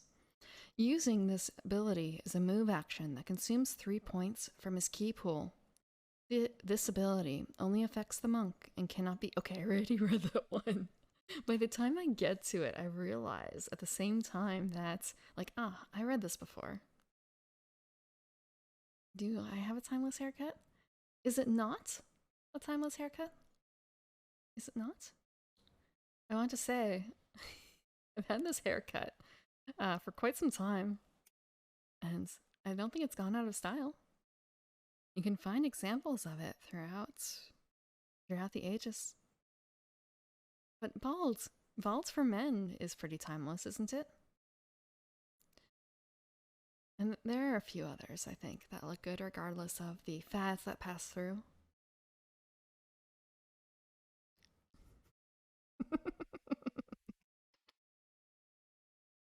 Just thinking like, well, it's weird to say like, okay, well,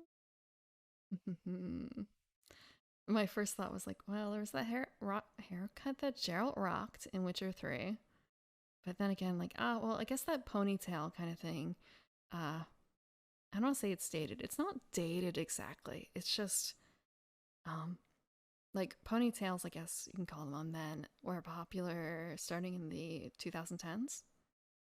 So, I don't think it's impossible to find examples from earlier, but that kind of particular style is not super common on men. But I think that doesn't look bad, regardless of time period. But having long hair down with two, they're not like, how would you describe them? They're not like twin tails exactly. Just like having some of the hair clipped up, with most of the hair down, and having some bangs, but not really. Just like framing hair. Isn't that uncommon, is it? Some ladies abhor long male hair. I like it. I like it. I know that that also changes through the ages. Bald is like getting smacked in the face by time itself and bad genetics. Some people like bald. Hello, it's a person. We're supposed to be talking about monks, but we're talking about hair. Excuse me. I woke up a few hours ago and I'm still not quite got all the sleep out of my eyes. Mm.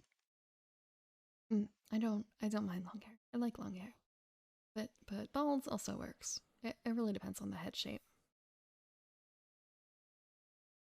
And I want to say, if you're already starting to bald, it's probably better to take the dip and shave it rather than cling. Bald monks are a staple. So are tonsures. Yes, even after all this watering, I'm still drowsy. I yeah. Yeah. I drank my entire cup of tea. It's a non-caffeinated tea. And the water is also not caffeinated. So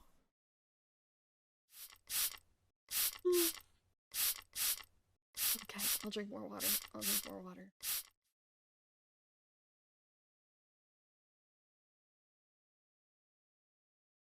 I'm not a plant. I'm an elf. I am a garden elf. So there are wood elves, and there are high elves, and moon elves, and sun elves. I'm a garden elf. I'm a night blooming garden elf.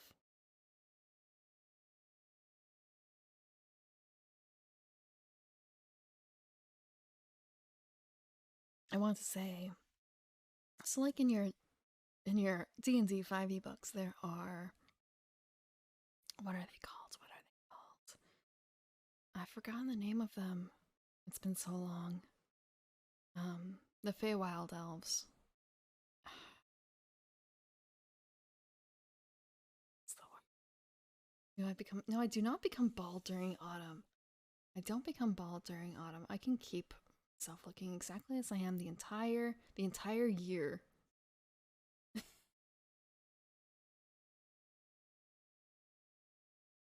Let's see. What are they called? Let's see, I forgot. It's been a while. I keep wanting to say like Sylvari, but it's absolutely not it. Da,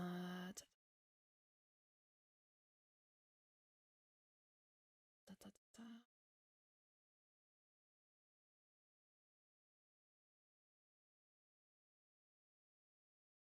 Not I. Dark. Eladrin. Okay, Eladrin. So yeah, you've seen Art of Eladrin, so similar to an Eladrin. Similar to an Eladrin.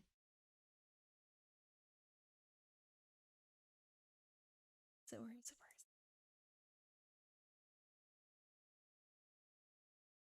it? A girl that got turned into a moon elf sorcerer. Hmm. Wings of Bahamut, huh? Wings of Bahamut? Is that like just grafted on? Like, or is it a contraption that gets attached? Like, messing with magic too much is kind of messing with magic. Okay, my voice is cracking. Hold on. Mm, mm. Messing with magic too much is a dangerous prospect. I don't do a whole lot of magic, honestly. If I were a character, I would have no class levels. Zero.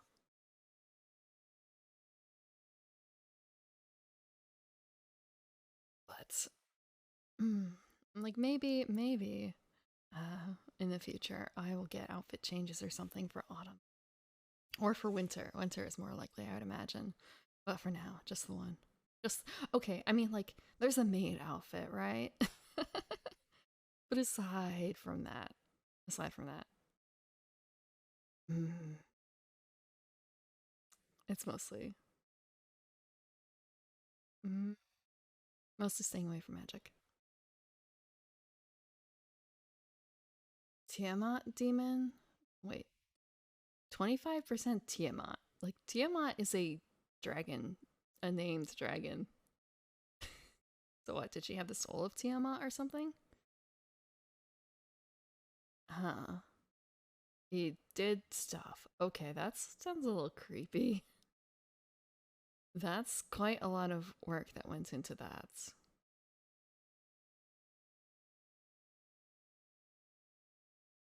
Hmm.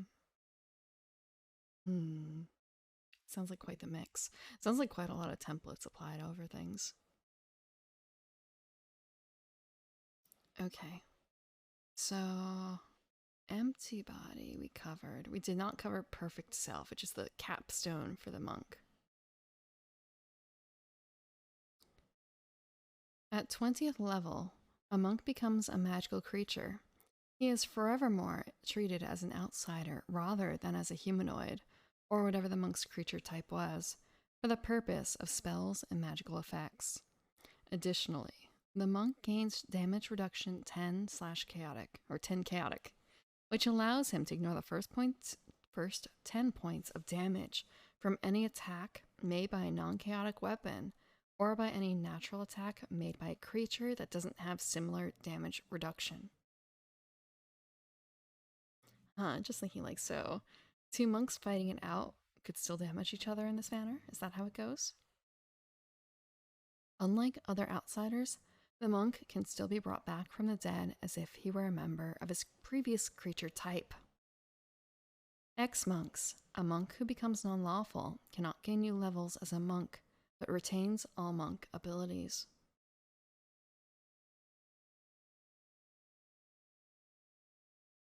Forced to be multiclassed into warlock? Hmm. Mm.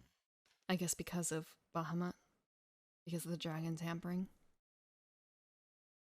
Having a celestial as a patron? Or was that from, like, the demons? Okay. So this is it for the monk, actually. Eh, this is it for the monk. Uh, let's see. I think I might actually end it here because the next option is Paladin, which is another long one. I don't think I have it in me to do another long one. I might end it here. Don't think there's anything else short that I can cover. We've been talking a lot about side things too. Let's see. Paladin is. I need to speak louder. I need to speak louder. Okay. Paladin has quite a bit going on as well. Oh, and they have a whole lot of mercies. Okay. Oh, wait a second. I think. No. I guess it's because it was an anti-paladin that I saw in play. That's why. So we had an anti-paladin in yesterday's game who was applying a bunch of effects onto people. And I feel like it was the anti-ability of the mercy here.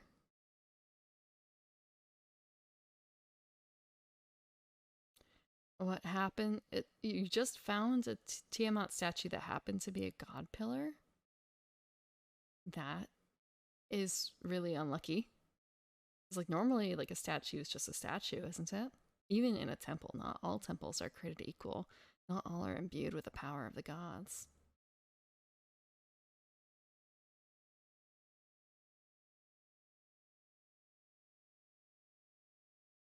Ah, that is quite the character. Quite the character.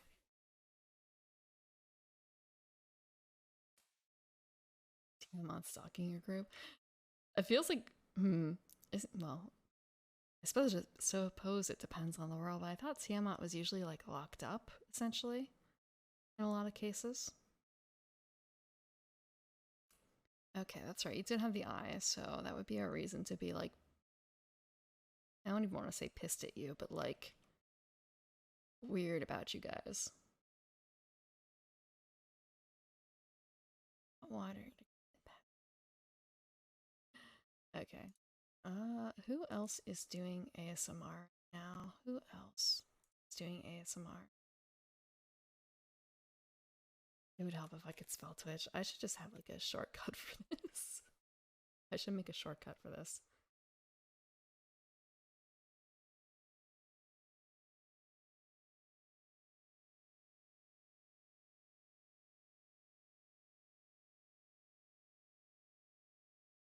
Feels. Ah, there is someone else who just stopped.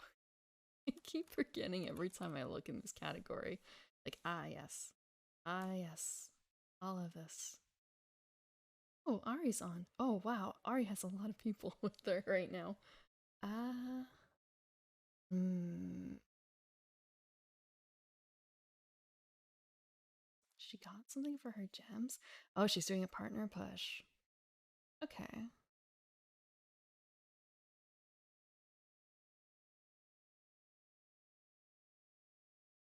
Why don't we go into this person? They. It's. Or ending. I'm not doing what I am again. I can't. I can't. Okay. How about this person then?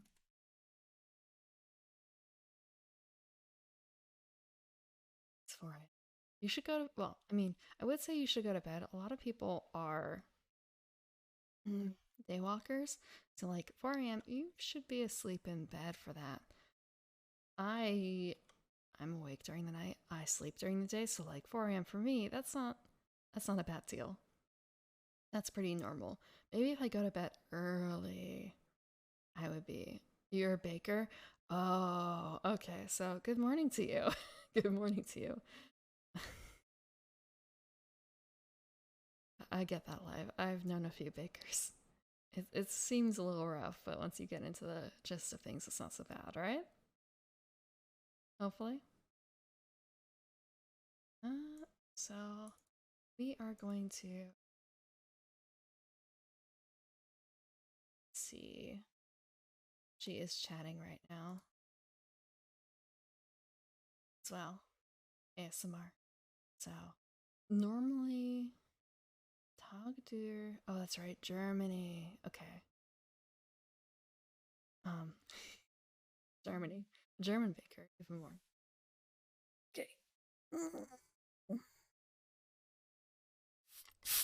Okay. All at the end of the stream, like right before we're going to bed. Okay. Water and posture check. So we are going to be on Tuesday. Tuesday's tabletop. I might do more reading. I might pull out Root again or another tabletop game. I'll be posting my schedule on my Twitter. All the head pats. They might not function correctly if you do them too fast. Okay. I'll be posting my schedule on my Twitter tonight or tomorrow. But so something tabletopy on Tuesday. Wednesday, I have to figure out. I'm debating on whether I should finish Little Nightmares or save that for Saturday. And I think Saturday is probably going to be a spooky game. A spooky, spooky, spooky game. I have to prepare my soul for that, though. It's going to take a little bit of time. But thank you very much for coming. Hope I will see you again. Have a good night and have fun at Essie's.